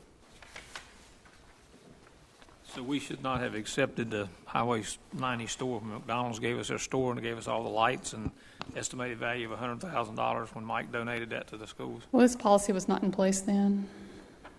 I don't know if that was any 100,000. That's what he estimated. I mean, that's, when he gave us all the guts of the store, all the lights and everything, he just, should we have come to the board? Should we brought that when he said we're going to donate the store and what's in it? Or Well, when did this happen? A few years ago? Yeah. Yeah, I don't know that we had a policy as far as board approval of donations, dollar amounts in a policy before. I know we had internal practices where that type of donation probably would have been talked about with facilities and planning, since it was product that would be installed in our school system, in our buildings. I'm sure you discussed it with facilities and planning. But they went and got a lot of stuff. We mostly worry about cash. If somebody gives you cash rather than you can put a value on. Dr. Miller, the principals know if there's a large property donation or something that's going to be installed in the buildings to run it by that department first. Well, I think there's two issues here. One is donations and one is notification. Y'all keep jogging back and forth. Does the board absolutely have to know, when or approve somebody donating, or we just want to be notified? You see what I'm saying? And I agree. I didn't have any heartburn with this, but after I started thinking about it, I think, like, to me, anything is greater than $10,000, I'd like to know, even if it's just on a list. It doesn't have to be a grandstand here, but I would like to thank the people who are supporting our system. We don't know, because if International Paper gives our theater departments $10,000 worth of gator board to build sets with, that'd be nice to know, because we'd like to thank them at the next opportunity we see their leadership. I mean, those kind of things, if you don't know what's going on, we can't thank our partners. So to me, there's a difference between, I like the policy, but we may want to, the only thing I want to know is, what do we want to know? How do we want to report it back to us? I think we simply need to say, anything the superintendent accepts should be anything between $5,000 and $90,000, Mr. Johnson has to approve. He gives that to us on a notification. Do we need that in a policy? Well, I was going to pull the policy up. Does it say anything about reporting in there? I don't have no. Shall report. Well, it says the superintendent shall report any accepted donations of more than $5,000. Thought it might. At the next board meeting. It's already in there. I thought it might have been in there. Already in there. All right, very good. Okay, any further questions? All right, let's do the next policy. Okay, so this policy is about daily deposits. Board also did not approve this policy at the last board meeting. Again, sent out an email requesting suggestions as to what the board would like to see changed. Really didn't get any response. I had one informal conversation with a board member. So this policy is the same as what you saw last month. Now, my understanding is, my heartburn was I wanted to put in something like, unless not feasible, in the first paragraph. But this policy is aligned with general statute. Correct. We can't change the $250. That's general statute. You can lower it. We can lower it. We can't raise it. We can't put in there, if it's after 4 o'clock, you don't have to do this. This is general statute. Right. So that's kind of what I tried to explain at the board meeting, that we are reasonable in this. When we go and look at schools, schools books, schools activity, we understand the reality of the situation. But this is board policy, and it is state statute $250. It's general statute. We really, that overrules us anyway. So we need to stay with general statute. Right. I withdrawing my concern. I think I was the one who was concerned with that. I will withdraw my concern on that because we have to follow general statutes. But we have in here, another one that we were talking about was the all monies collected and not be deposited can be kept in a secured door cabinet and accessed, until it can be deposited. I mean, my question was, did our schools need a safe? Did they need additional equipment to do that instead of having to immediately do it that night? Most of them have safes. Right. I would assume they did. That was our heartburn to say, yeah, they need to do it if it can, but it's already in there. They don't get there. Any other comments on those? Those will be brought to us for a vote. Well, that's my question. Is this considered first reading again on these policies? Ooh, that's right. Yeah, since it's been changed. Mr. Attorney, what do you think? First reading. So they got to lay 30 days, is that correct? Yeah, we can't vote on it this afternoon. Yeah, okay. In our next meeting. That's my understanding. So this is first reading. You'll have you'll just stand up and we'll see if there's any comments. Very good. Okay, thank you. Would it be first reading on 8325? Because she said there's no change, and That's true, isn't it? we could vote on that one tonight. We could. You want to vote on one of them or just put them all for first readings? Board, what's your pleasure? If it's good, you might as well vote. Okay, well, go ahead. Okay, so when we do the agenda, Mr. Johnson, let's make sure we add 8325 as a voting item.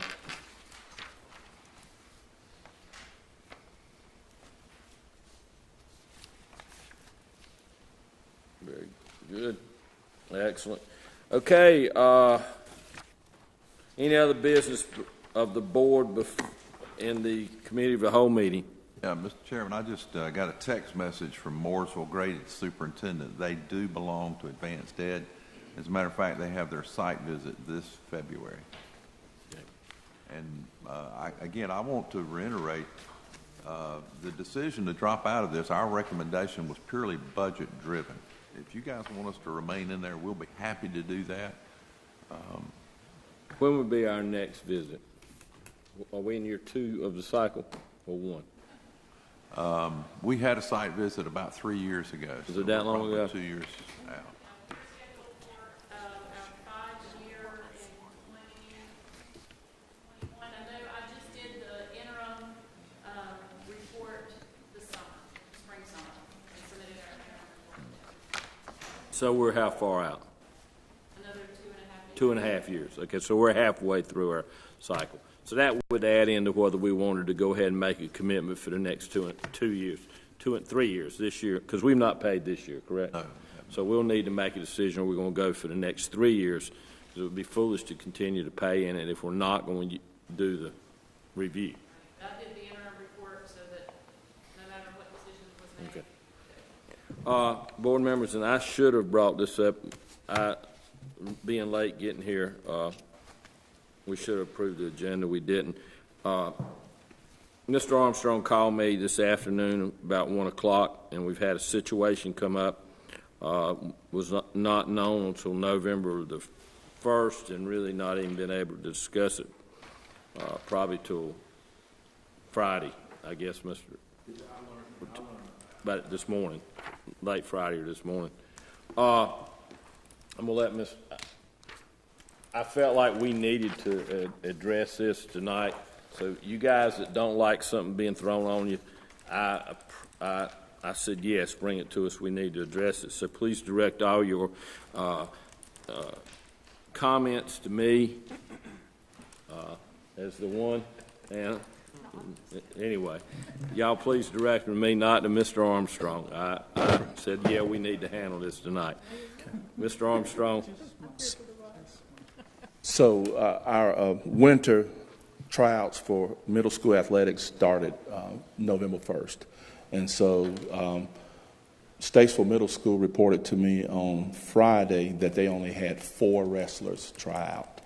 And then Statesville also struggled they had not secured a coach before then, but they were still working towards securing a coach. But when they only had 4 wrestlers come out,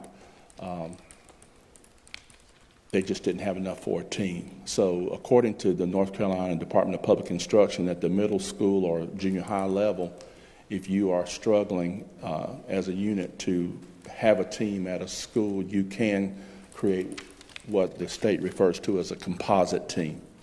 And so the principals at Statesville Middle and Northview IB, they had a discussion, and Sheila Jenkins at Northview IB, they gladly welcomed the 4 wrestlers from Statesville Middle to join the Northview IB team if they would like to join.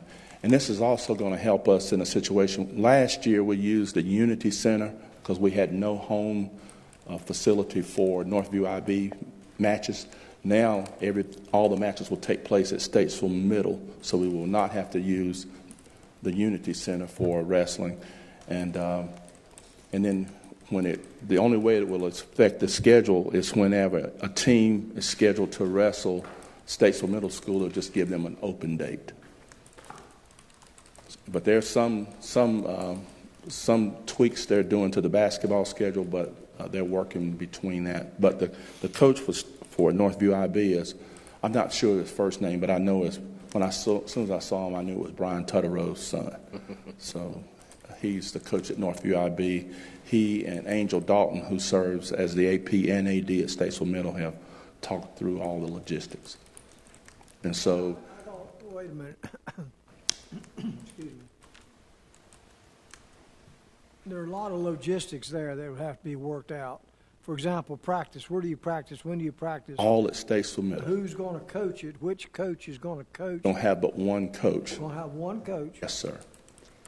Well, suppose the 4 wrestlers from Statesville Middle go to IB North and they're all in the same 4 weights. What do you do then? In wrestling, you do a wrestle off. You wrestle to have a challenge match or challenge. That's part of wrestling.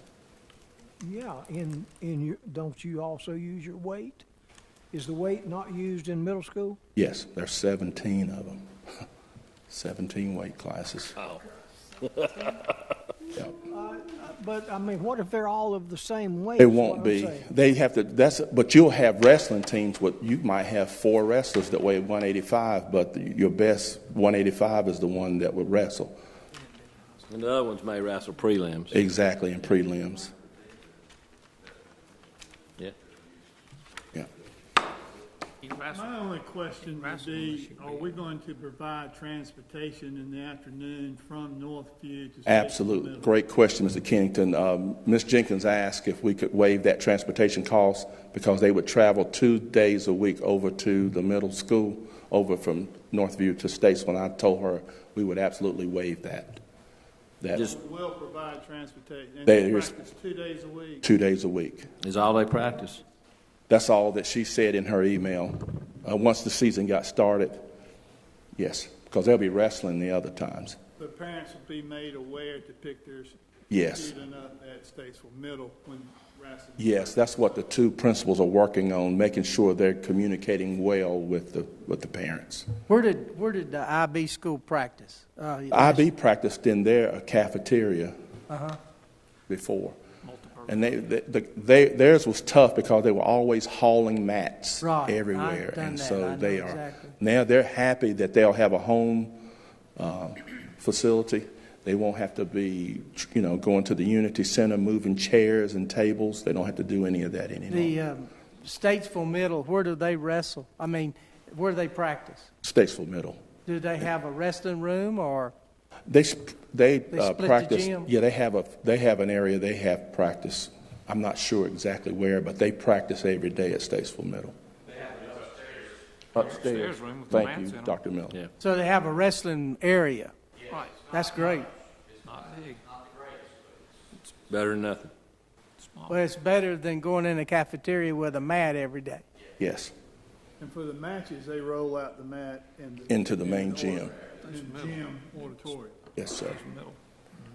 But it's just this school year only we're looking at because every year is different. Well, I think this is excellent, in my opinion, because I think it does a couple of things. It actually will bring a stronger wrestling program over to the middle school and maybe get some interest in middle school kids to come out, because it's very disheartening. Not sure why Statesville had only 4 wrestlers come out. Well, when you this don't year. have a coach, it hurts. That's a problem. I think I know Mr. Totoro. He's excellent. He'll do a great job. I just actually see this as one of those silver linings around the cloud. It also will allow the parents from Northview to start getting acclimated to what will be their school in 2 years. I just see nothing but a great big silver lining over this. I really like I viewed it. Yes. I really like the way this is being handled. And I really appreciate the way the principals and ADs work together on that plan. I have another question. Yes, sir. Security. Now, at the events, there will be security there. Yeah, they always have. The athletic programs always work with Wilson Security. There's always 2 Wilson Security people at every middle school event. Yes. Mr. Armstrong, is it wrestling or wrestling? Today it's wrestling. Yeah. Now, for me, away it's from wrestling. here. Yeah, to me, it's wrestling. From Eastern North Carolina, it's wrestling. It's also cucumber and a few other things. How much money do you contribute to their budget, or do they have to self-sufficient? Someone said earlier, I think Ms. White, we charge $3 a head, and then if there's ever any middle school that struggles, we help them. We've never left anybody out there, and we've helped Statesville Middle in the past with athletics. We pay security for all of them. Absolutely, yes. So Ms. Jenkins, there's a security she's budget. Not going to have to pay to transport them over. She's great at that. Yeah, Sheila Jenkins is a negotiator. Great negotiator. You just better be glad that Bill Mayhew's not coaching at Northview. He'd make you run or follow the bicycle over to Statesville Middle School. Yeah, I know Coach Mayhew. Yeah. You had to run behind his bicycle from Troutman to Barham Springs and follow. Tell him, Dr. Miller. But DPI said to make sure your board is on board with that, and it needs to be in the minutes at some point so that if anybody ever questioned whether you all had knowledge of a composite team, you could say yes. Mr. Johnson, please make sure we add this to our agenda, and we will vote on that. Okay. Thank you. Thank you. I appreciate you bringing this to us in very short notice. I also say pecan. I bet you say pecan, but Tomato tomorrow. Tomato. Yeah, no, it's always tomato. Anyway, She's full of herself. yeah, she's just so happy. Yeah, she look at Grin.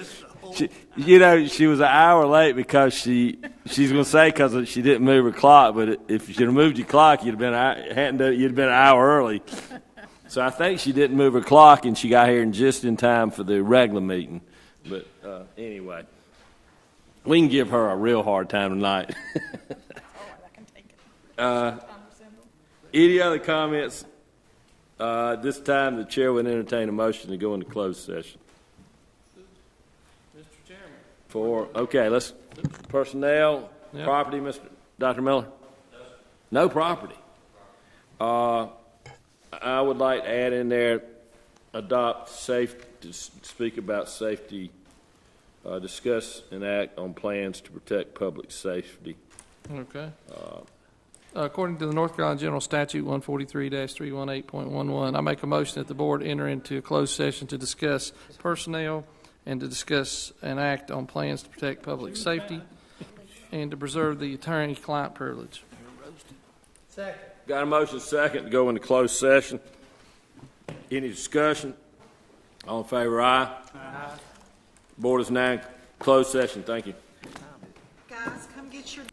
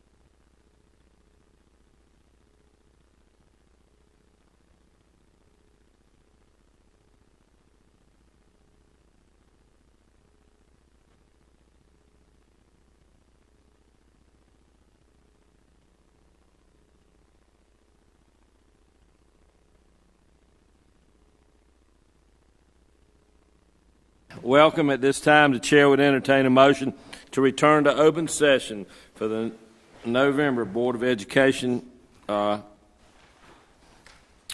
of the Whole meeting. So moved, Mr. Chairman. Second. We've got a motion second to return to open meeting of the November Committee of the Whole meeting. Any discussion? All in favor, aye? Aye. At this time, we are now in the Iredell-Statesville Board of Education regular session for November. It is our policy to begin every meeting with a moment of silence in which board members, staff, and guests may privately reflect in their own way on the business of this meeting, the thoughts of doing what is best for the world's most important resource, our children. Please join me in a moment of silence.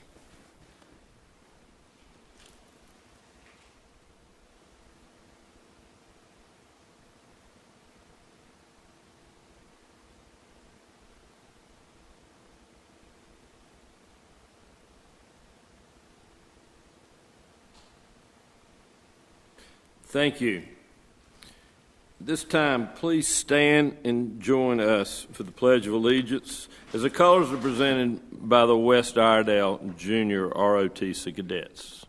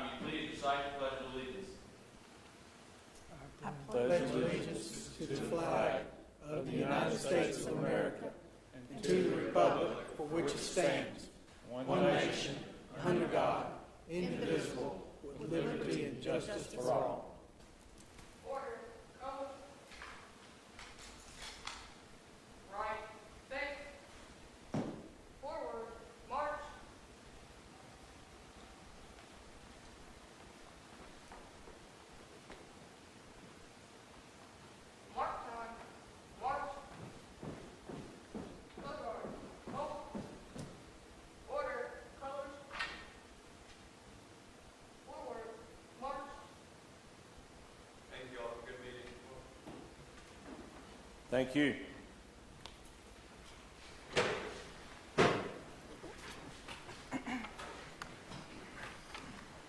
Always a thrill to see our junior cadets, one of our great programs all over our system. Before we move into the agenda, I'd like to clarify our public comment sign-up. There'll be a sign-up sheet out front until it's time for public comments. Anyone wishing to speak should sign up on the sheet prior to our public comments. There will be no additional sign-ups once the public comment starts. The board welcomes our shareholders' views.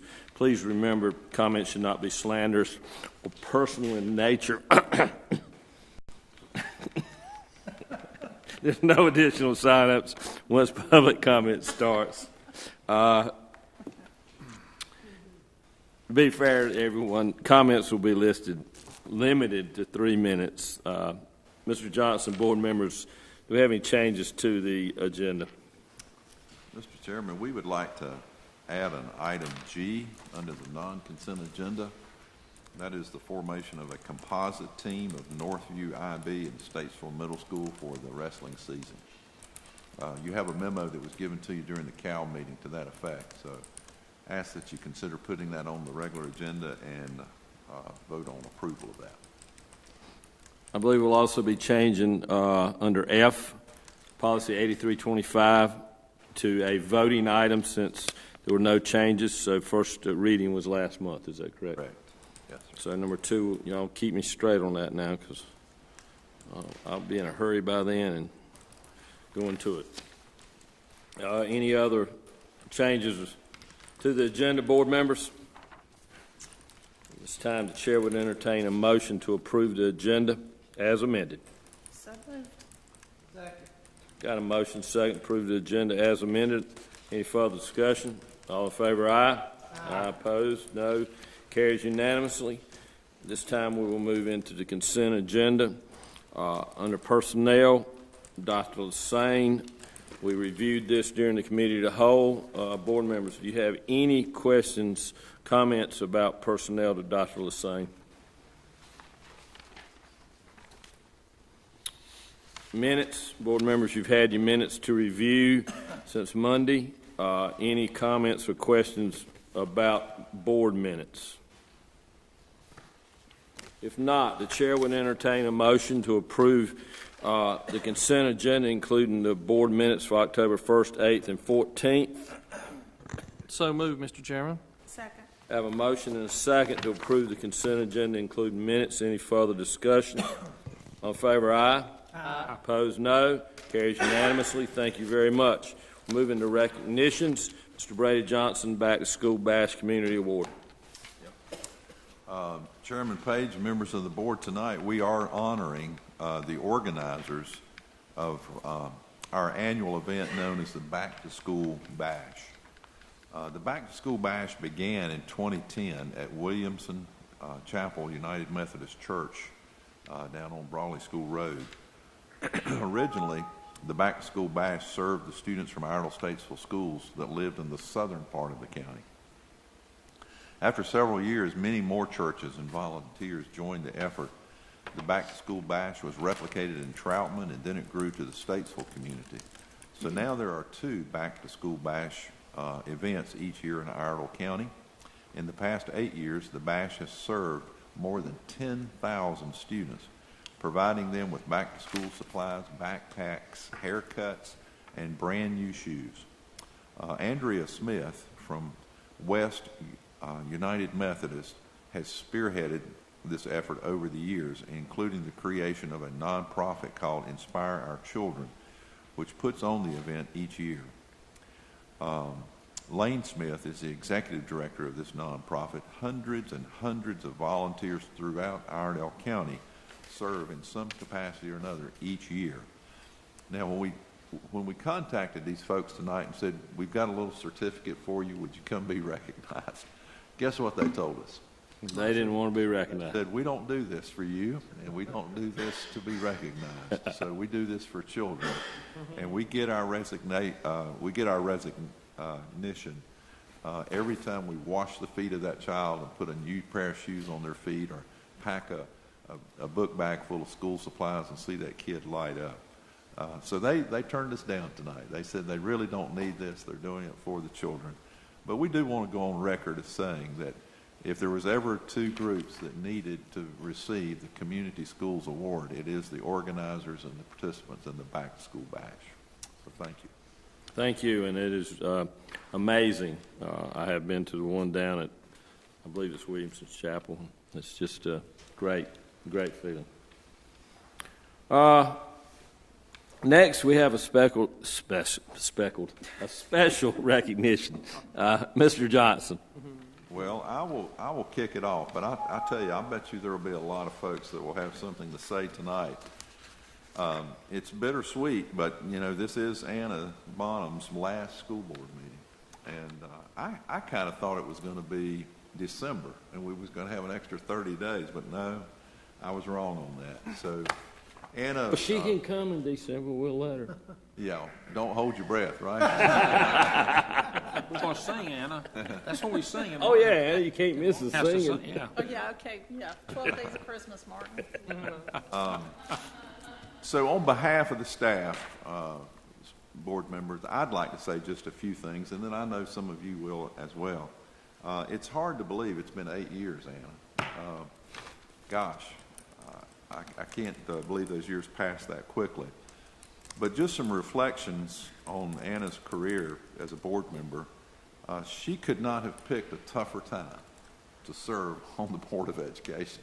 When she was sworn in, it was about the time the economy was tanking, and all of those drastic cuts took place, and we greatly reduced the school system during her tenure. And none of us like to look back on those days, but there were some tough decisions that had to be made during Anna's first term on the Board of Education. Throughout those years, Anna was always a voice of reason and compromise and great reflection. She always was willing to reach out and work with people. The one filter that Anna always tried to run all decisions through was, is this in the best interest of children? And that's the one thing that I'll take away and remember about you, Anna, forever. That should be the filter that guides all of our decisions. It's not about the grown-ups. It is about these children that we are here to represent. During Anna's term in office, I can look back on these 8 years and say she left this school system better than she found it. Just think about some of the things that were accomplished during her 2 terms. Not only did we wrestle with the impact of the Great Recession, but during your time in office, this school system has been awarded more than $50 million in federal grants.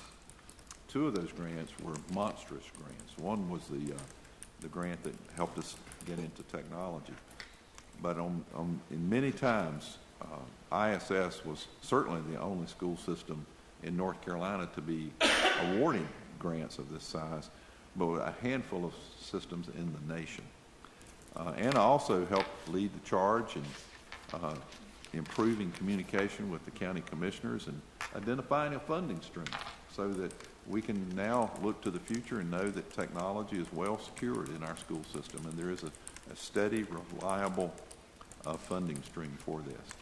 Also during Anna's term, we greatly expanded parental choice options throughout the school system, and Anna was always right there to help guide those decisions and to lead that charge. The IB program was launched during her term in office. It was expanded during her term in office. The dual immersion program was brought to the Mooresville community during her term of office after being so successful here in the Statesville community. We also interviewed and hired lots of great people during her term in office, and Anna was very close to the principals that she worked with in her district, and they will miss her sorely. So Anna, in reflection, I certainly on behalf of the staff just really want to say that it has been a pleasure to work with you. We're going to miss you terribly.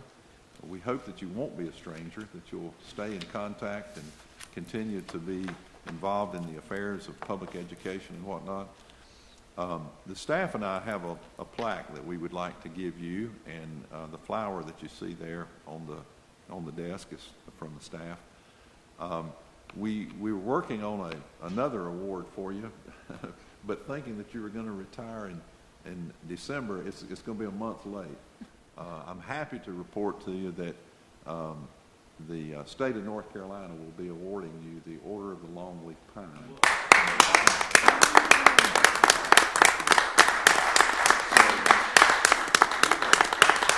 That's going to be all right. We'll have to get you back up here for that one. Now okay? you can come back in December and sing to Martin. Absolutely. But if you'll step forward, we do have a couple things here for you. And if you'll give me the liberty, we want some pictures. So be patient with us tonight because we want some staff folks up here. We want your fellow board members with you. We want your family and friends with you as well. So just be patient with us, okay? Let's go down front.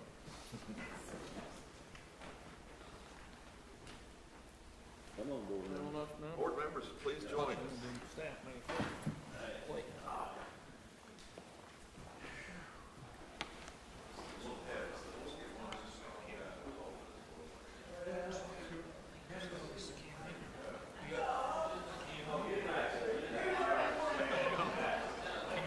Thank you. It's hot up there.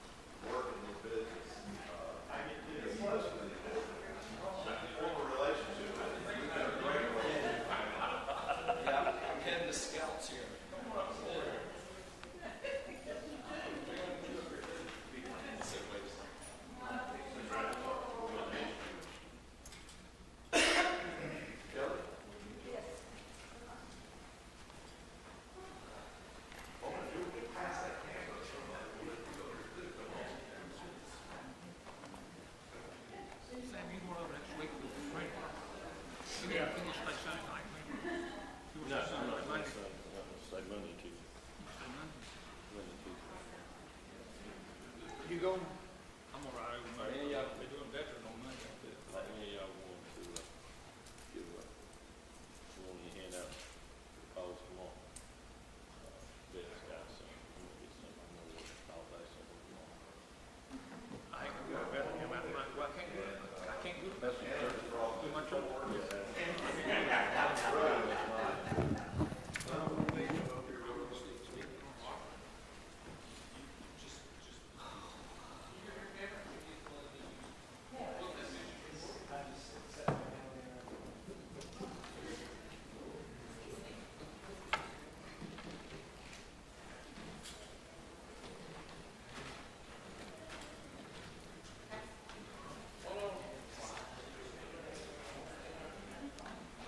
Anna, he didn't get what Max needs y'all to stay up there.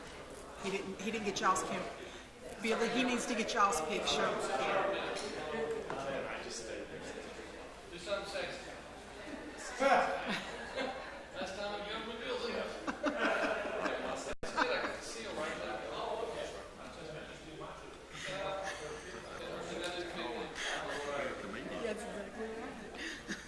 I'll get it. About ready for prime time.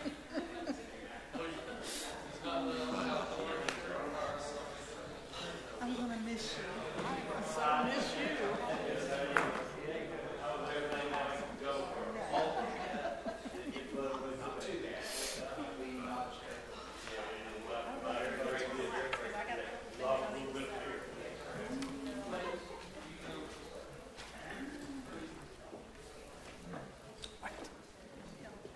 Made me hot flash.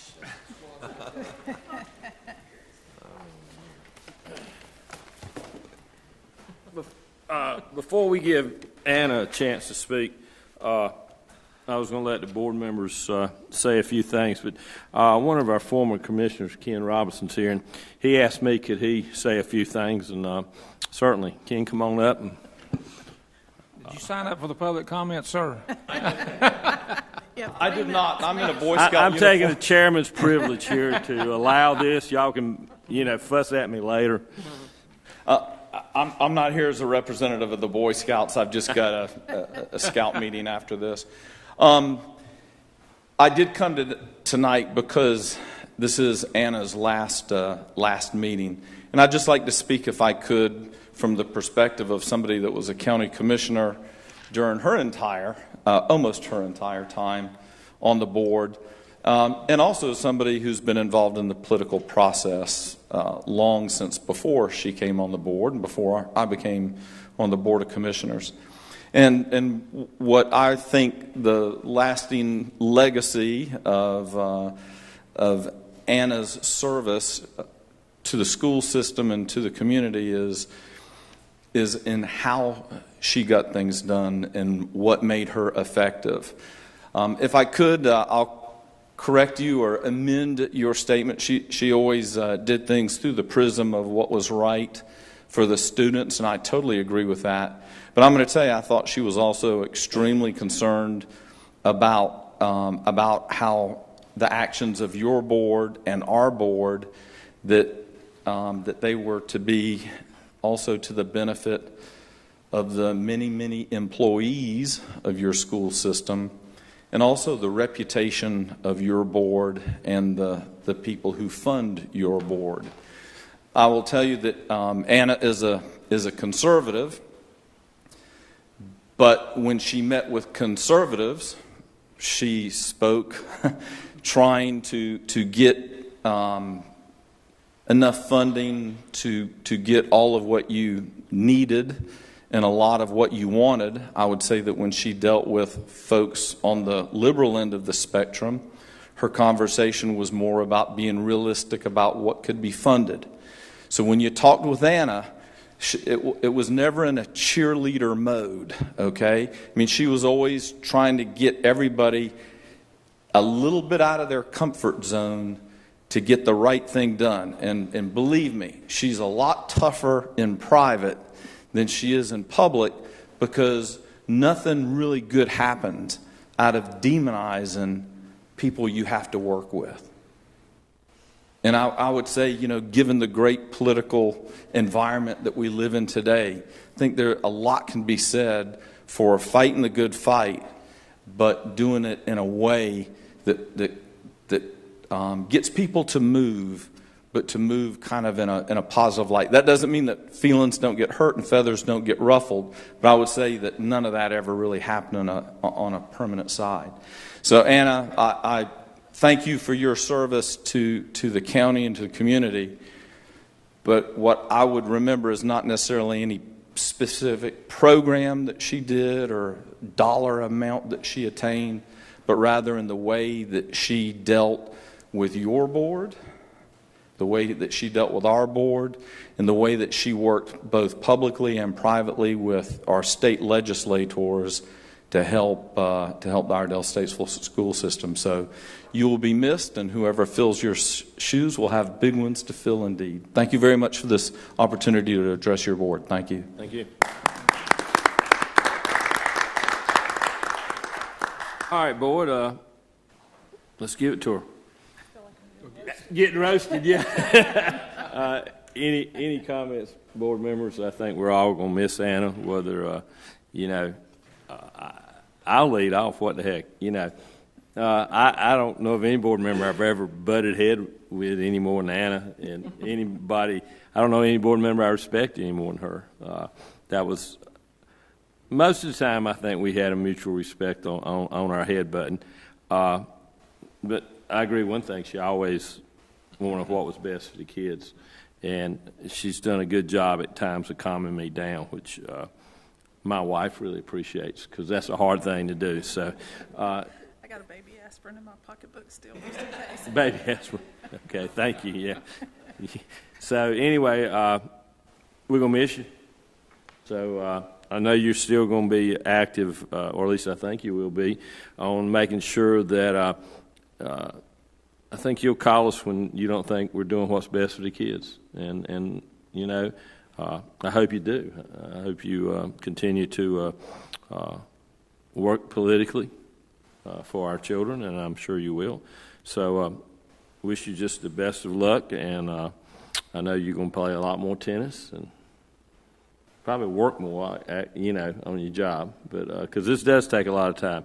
But I appreciate all the guidance you've given me, and when I got real upset, I'd call Anna, and she'd usually calm me down. So I appreciate that.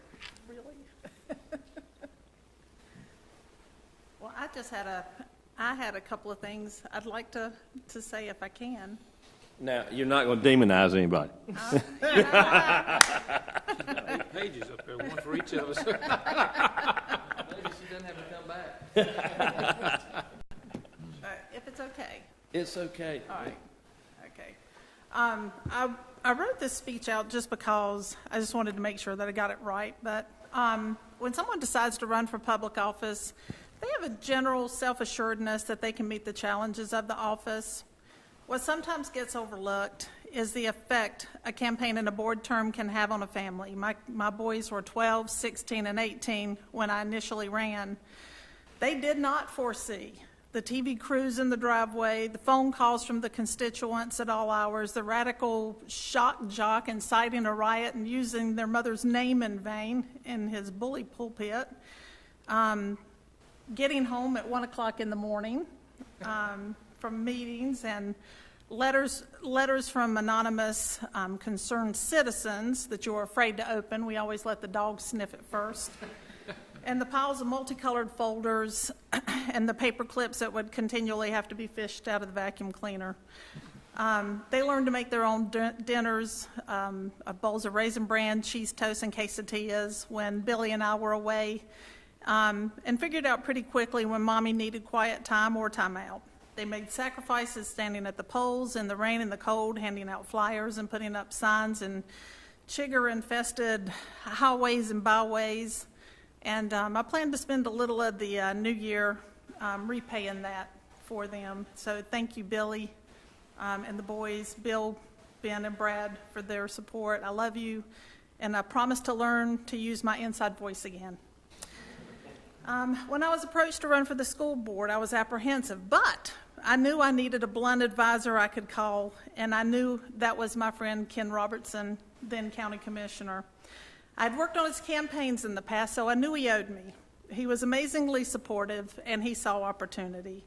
He understood the relationship between the ISS school board and the county commission had been deteriorating for years under a curtain of mistrust and animosity spurred on by other board members who saw public education as a drain on resources and not an investment in the future.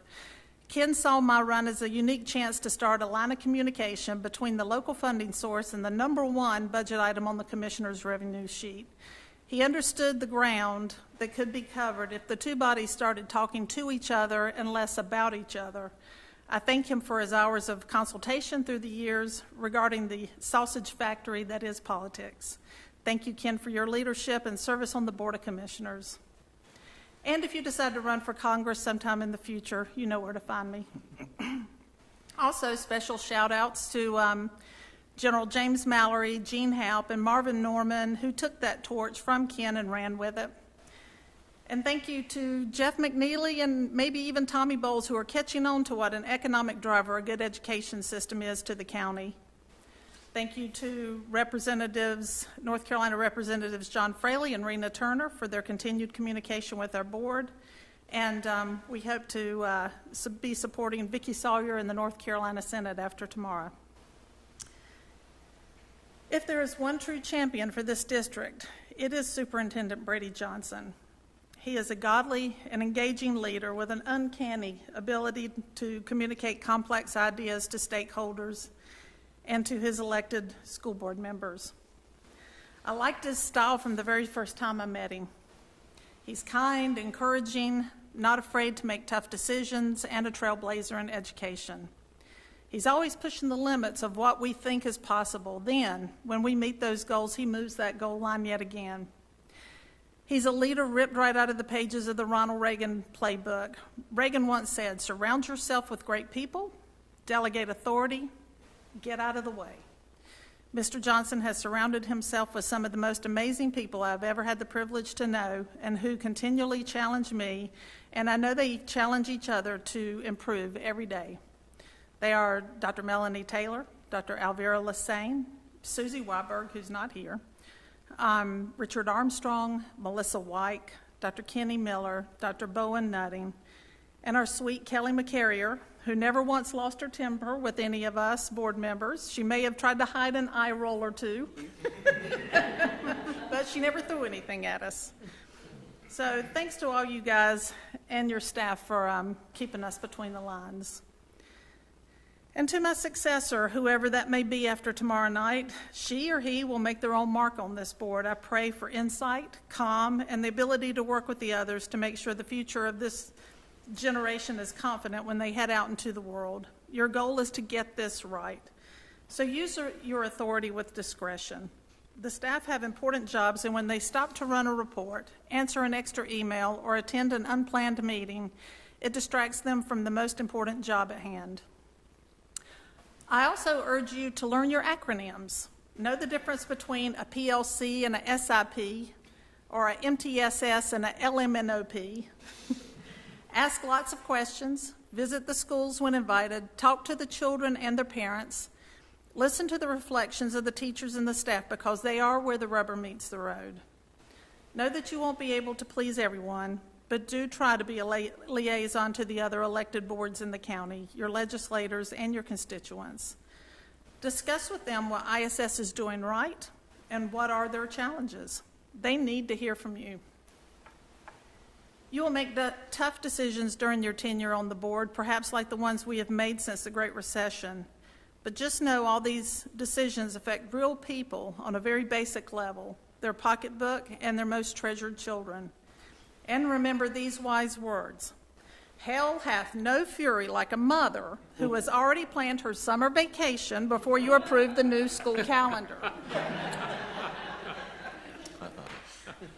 You will grow and you'll be a better person once it's over. I know I am. And don't forget to cultivate new leaders to follow you so that there is not a talent void when you leave. I feel I've at least done this one thing right. I am confident and excited in the leadership that is yet to come. And to my fellow board members, I will miss you, and yes, even you, Martin. And I will keep you and the work you are doing here in my continual prayers. God bless you all. Thank you. Thank you.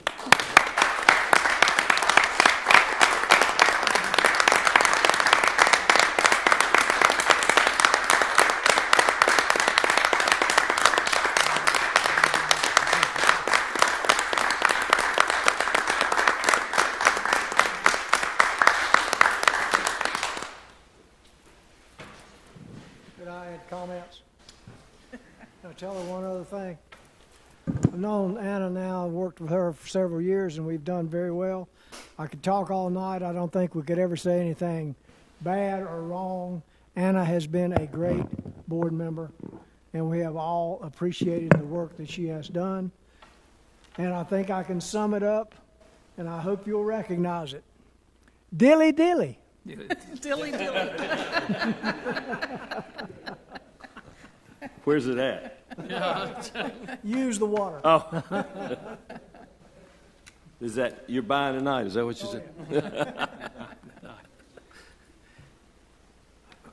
Anna, it's going to be strange not looking down there and seeing you. So good luck in all your endeavors. And glad to know somebody's running for Congress. Did we hear that tonight? Trying to sneak out. Yeah. Can't sneak out yet. Any other comments, people, before we move on to the work? I'd like to say one thing to Anna.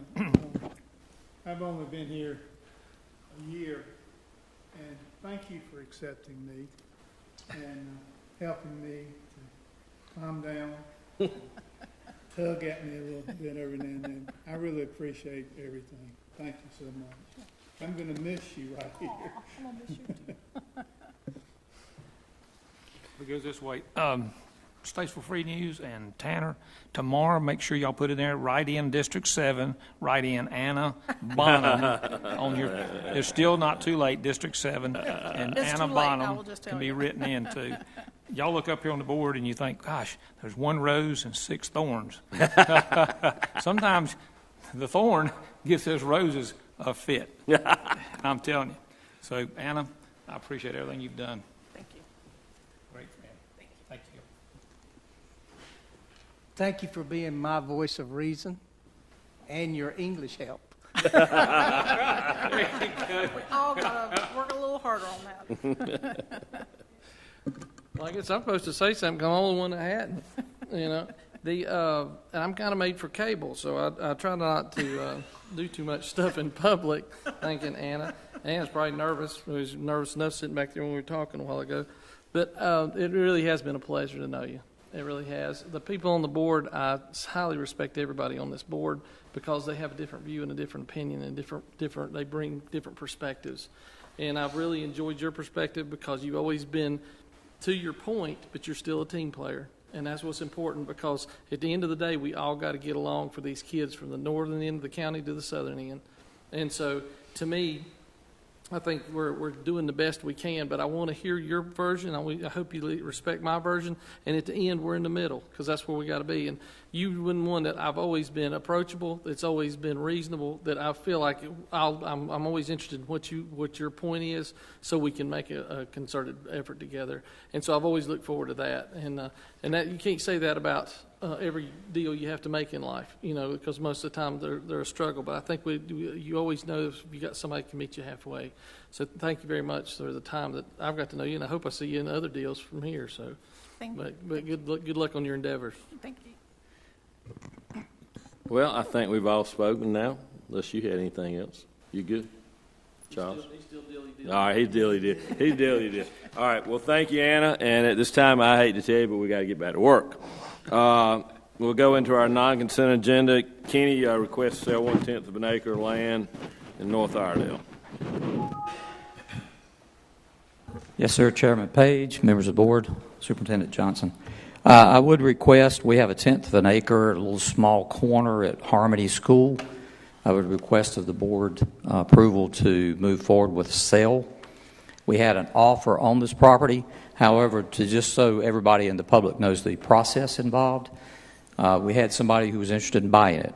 If the board chooses to sell the property, then we will take it to the county commission for their approval, and first right of refusal. If the county refuses the purchase, doesn't want it, and approves it, then it will go to a bid process, and it has to actually be the amount of money that is offered will be posted. There's a 10-day period at which that can be overturned. If that is overturned, then it goes another 10 days and so on until there's a final value. So that's basically the process that you go through. We have had an offer for that 1/10 of an acre, so it's the board's decision whether or not they would like to move forward with a sale. We discussed this in the committee of the whole meeting. It's kind of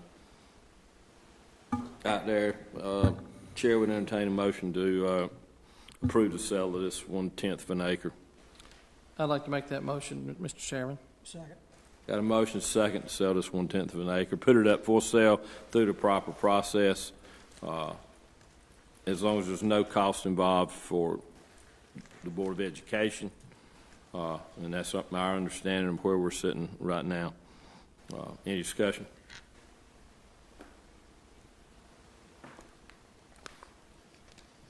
We've got a motion and a second to sell this 1/10 of an acre. All in favor, aye? Aye. Opposed, no? No. 6-1. Motion carries. Thank you. We have removed non-consent B, stadium seating. We're at school improvement plan, second reading. Dr. Taylor. Mr. Page, members of the board, Mr. Johnson, we did present the school improvement plans and department plans at the October board meeting for your review. I have had no feedback on those plans, and so the school improvement plans do require a vote. I reviewed, I'm sure the board members reviewed theirs. I had spoken with Ms. Cooper. Some of them are very complex and a little bit. Anyway, it appears to me that for the public, it would be much better if we had a single page that said the highlights of all of it, and without all the education ease in it. Sure. I'd like for the public to see this is our goals and this is what we're going to do and this is how we're going to rate. Just something simple. It shouldn't be so many pages. Some of mine were 14 pages. Now, that's short compared to some of the other schools. Right. So anyway, that was the only thing. I mean, I've got no problems. Board members, any comments?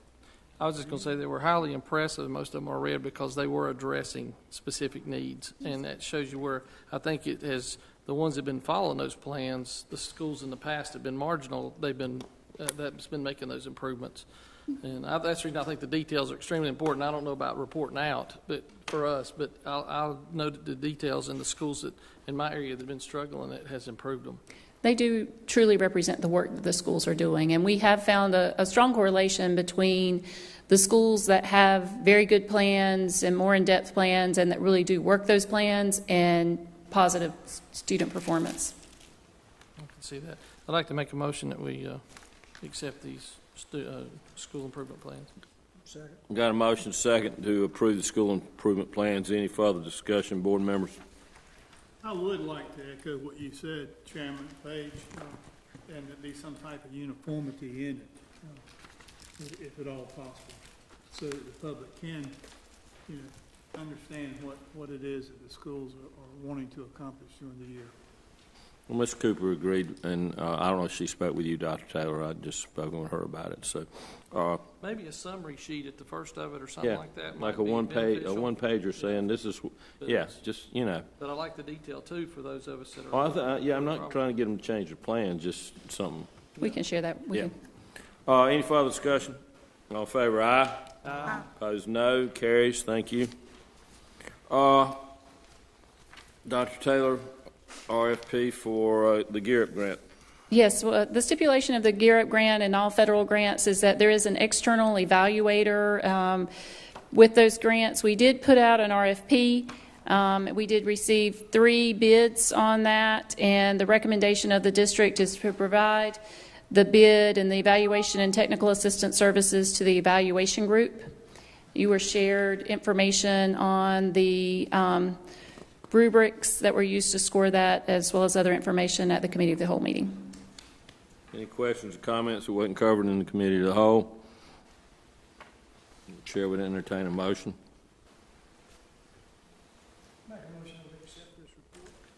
Second. Got a motion and a second to approve the RFP for the Gear Up Grant. Any further discussion?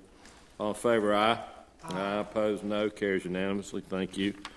2018-19 calendar adjustments. Dr. Nutting. Chairman Page, members of the board, Mr. Johnson, we'd like for you to consider a slight adjustment to the 2018-19 calendar. As a result of Tropical Storm Michael, we did miss a school day on October the 11th. We'd like to ask you to forgive that day. We do believe that we have enough instructional hours per our requirements of 1,025 hours for us to forgive that date. We discussed that in the Committee of the Whole. Any further discussion? Chair would entertain a motion to approve. I'd like to make a motion, Mr. Chairman, that we accept this because there are no makeup days anyway. So, Second. Motion second to accept the recommendation on the calendar adjustment. Any further discussion? All in favor, aye. Aye. Opposed, no. Carries. Thank you. Ms. White, we have a first reading of a changed policy 8220, and then we will have policy 8325 for a vote since there were no changes. Okay, policy 8220, this is gifts and bequests. What we have done with this policy is incorporate some thresholds. It allows principals to accept gifts and donations up to $5,000. Gifts and donations between $5,000 and $90,000 must be approved by the superintendent, and the superintendent will report to the board such gifts and donations. Anything above $90,000 will be approved by the Board of Education. There are some other wording changes and whatnot in the policy, but this is the guts of the changes proposed in this first reading. We discussed this in Committee of the Whole. I would like to make a note to the press here. The original policy that was given to us a month ago did not permit principals to take donations at all. The board did not feel that. We felt the principals should have authority to accept donations, and that was why the change was made. So now, any further discussion about this policy? Chair would entertain a motion. Oh, I'm sorry, first reading. First reading. All right, move on to the next policy. Okay, 8325, daily deposits. This policy was presented for approval. It was the second reading last month. However, the board wanted to table it, so it's brought back this month. There are no changes to what was presented the prior month. So we do request that the board go ahead and consider it a second reading and take a vote, yea or nay, on this policy. Policy follows general statutes. Chair would entertain a motion to approve policy 8325. So moved, Mr. Chairman. Second. Got a motion and a second to approve policy 8325, daily deposits. Any further discussion? All in favor, aye. Aye. Opposed, no. Carries unanimously. Thank you. Thank you. Mrs. White. Now we have Mr. Armstrong. We discussed this in the Committee of the Whole. Due to a lack of numbers at Statesville Middle, you're notifying the board and asking our blessing on combining the team. Yes, just asking permission to form a composite team for this wrestling season between Statesville Middle and Northview IB due to the lack of participants coming out. And this is approved by DPI, correct? DPI, yeah, just Very said good. they needed the board's. Any questions? Chair would entertain a motion. So moved, Mr. Chairman. Accept Mr. Armstrong's recommendation. Second. Got a motion second to accept the recommendation of making the composite wrestling team between Northview IB and Statesville Middle School. Any further discussion? Mr. Chairman, if I may, I would encourage the superintendent and Mr. Armstrong to encourage the principal to find when they interview people this coming spring for positions, find a wrestling coach that can get some energy going and get the players out there to participate in that, because it is a great sport, and I guarantee you it'll teach you real quick about your character. Absolutely. So I would encourage you all to do that. Yes, sir. And this is a one-year approval. Yes. Any further discussion? All in favor, aye. Aye. Opposed, no. Carries unanimously. Thank you. At this time, we'll look at our public comment sign-ups. If there's anyone else, please sign up before we open sign-ups. Madeline Flores, senior from Lake Norman High School. Please approach the microphone, give us your name, what you'll be speaking on, and you'll have 3 minutes. My name is Madeline Flores, and I'm a senior from Lake Norman High School.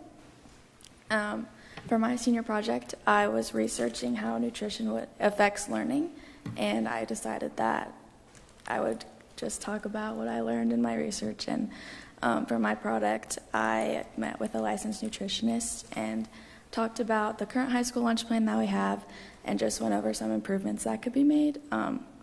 So for the breakfast menu, we saw that there's a lot of sweeter options like cinnamon rolls, honey buns, donuts, things like that, that aren't really the most nutritious things, and there were kind of a lack of like chicken biscuits, sausage biscuits, things that provide more protein for students throughout the day.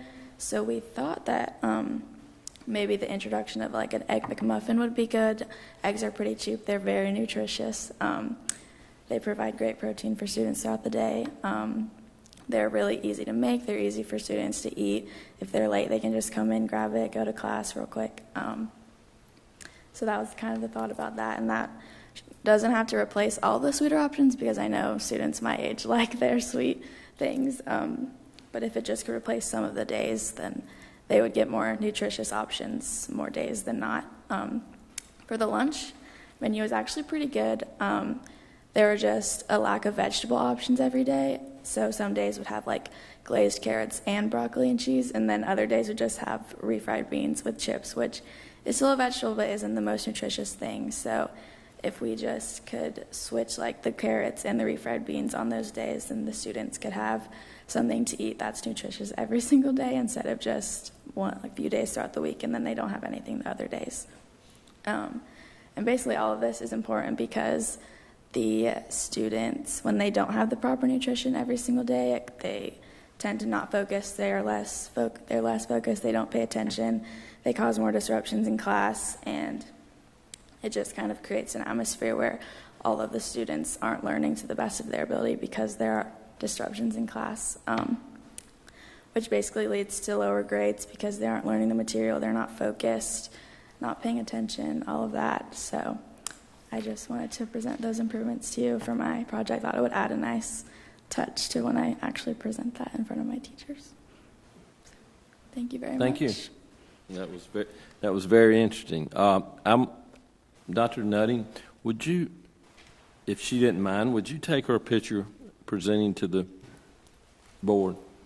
Ask her what she's going to do next year. Yeah. Tell us what your future is. I would like to be a nutritionist. I'm not sure where I'm going to go to college yet. I've applied, but I'm still waiting to hear back. So. Well, it's, and we usually don't talk back to our presenters, but I'm just so pleased to have a student come present to us, and especially on a subject like this. So, and I think that's why I was going to ask Dr. Nutting to get a picture of you for one of our newsletters or something, because it's nice to have students that seriously look into situations and try to make improvements. So thank you for that. Get her the microphone. Yeah, I want to get her presenting. I don't care whatever. I was just, you're the PR person. What am I telling you what to do? Okay. Tell us about your favorite dog this time. Thank you very much. She just said she didn't know yet. Said she'd apply, but She didn't know. She doesn't know yet. yeah. Thank you. That ends our public comment section. Now, board members, comments. I had a speech ready, but then we canceled one of our things that was on our agenda, so I will hold that until it's brought up, and I can complain another time. Thank you. Good vibrations tonight. Anna said good. Maybe it's not when I'm here. All right. Any other board member comments? Oh, goodness gracious. Look, let's just say this. Tomorrow's a very important day in Iredell-Statesville Schools history. There's a referendum for a quarter-cent sales tax. With 33,000 people already voting in Iredell County, the vote's probably already gone one way or the other. I'll be honest, I don't feel good about the vote, but please go out tomorrow, shake some bushes, find somebody. I'm not sure the public understands the importance of this opportunity for the safety and security of our children. And it's been so disheartening to hear so many negative comments out there. I had a man argue with me today. He didn't understand why anybody that's retired should have to pay any tax that goes to the school system. As far as he was concerned, do away with the school system. We weren't teaching anybody anything anyway. Now, I'm going to tell you, that hurts. You know, when we've got people out there that feel that way. So, Well, you didn't throw anything, did you? I had to walk away, just to be honestly. I just got up and finished, got my cup of coffee and left. Anna taught me that. I used to probably would have been in a fight, but anyway, it's really, I don't know, it's just very important for us, and I want to thank everybody that's worked for it. Beth, you've done a lot for it, and Brady and I were on Free News this morning with a little video trying to explain things, but to the staff and all, I certainly hope tomorrow night at this time we feel a little better about this. But thank everybody that at least we got it on the ballot, and hopefully please get out and shake the votes tomorrow. We're going to need all the votes we can get. That's it for me. We're ready to adjourn? I'd like to just echo what you said, you know, what Beth and her organization have done. You know, we just owe a lot to that group.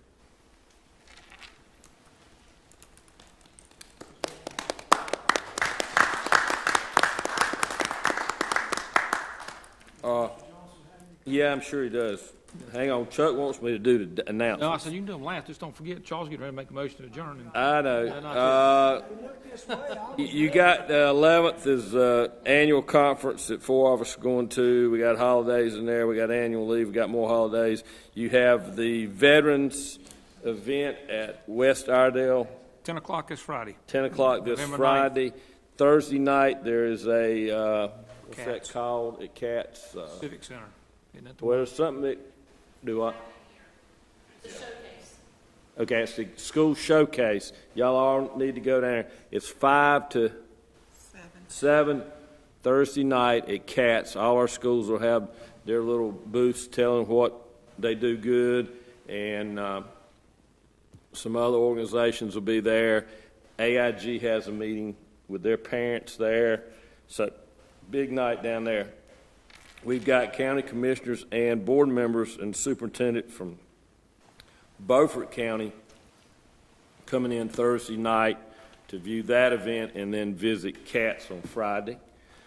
So we've got that going on. Then also Friday we've got the Veterans thing. What am I forgetting, Chuck? You're supposed to be my announcement. I can't remember which date. What's the thing for Mr. Dearman? Brady's that's Wednesday. This Wednesday. Yeah, Farm City, which down the line. Farm City is November 19th, I believe. Okay, Farm City's next Monday. Next Monday's the 12th.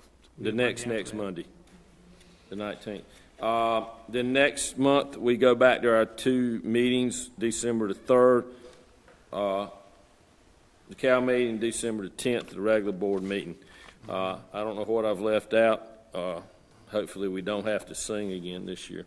You will sing. I was going to tell. I know Mr. Armstrong's going to bring it back, but our volleyball team, West Iowa went all the way to the 5th round. Soccer's going on now. 2 of our teams are in the 2nd round, and got football coming up too. So y'all get a chance. There's a lot going on with our kids. You want to get out there and see them play, I tell you. And I went to that facility last week in another county, and I thought we were playing in a barn. And one of the sports writers said, "You don't realize how good Iredell County's got it." But this school gym we were in was a gym, but it's built way back. And we got beat, but we came home. But it was not like our facility. So just go visit the school. When they travel, go visit. We got 2 rounds. When the 2nd round of soccer, volleyball's over, and our football's coming up. So get out there and support these kids and these sports events. All right, Mr. Johnson, your comments. Thanks, Mr. Page. I think everything I was going to talk about has been mentioned, but just for the record, I do want to say thank you to the Board of Education. We've been trying to get this quarter-cent optional sales tax on the ballot for over 10 years, and it made it this year. So thank you for supporting that. Thank you for the conversations you had with our county commissioners. You know, it was unanimously approved by all 5 commissioners to let the people have a say in this. There's been folks out promoting it at their own political peril, and I applaud those of you that are in elected office that do put the interest of children before your own political survival. I also want to thank our schools first. I don't think anybody in this community fully realizes how fortunate we are to have an advocacy group like this. They have worked tirelessly for this. They have spent their own personal funds on this, and so now it is in the hands of the voters. So tomorrow evening about this time, no matter how the vote goes, we will have big decisions to make. So thank you again for working so hard to give the people in the community the opportunity to show us where their values lie. Thank you. Board members, please feel free to get some handouts and work some polls tomorrow and talk to people. I'll be out there all day, so y'all go to your local polls and the ones you can work and talk to people. Anything else, Mr. Johnson? No, sir. Anna? Let Anna make this one. No, he made the first. No. He made the motion adjourn. It's my just turn. I usually make the other. He's taking it back. No, Anna. I would like to make the motion. We adjourn. Second. I have a motion and a second to adjourn. Any discussion? All in favor, aye. Aye. We're out of here. Congratulations.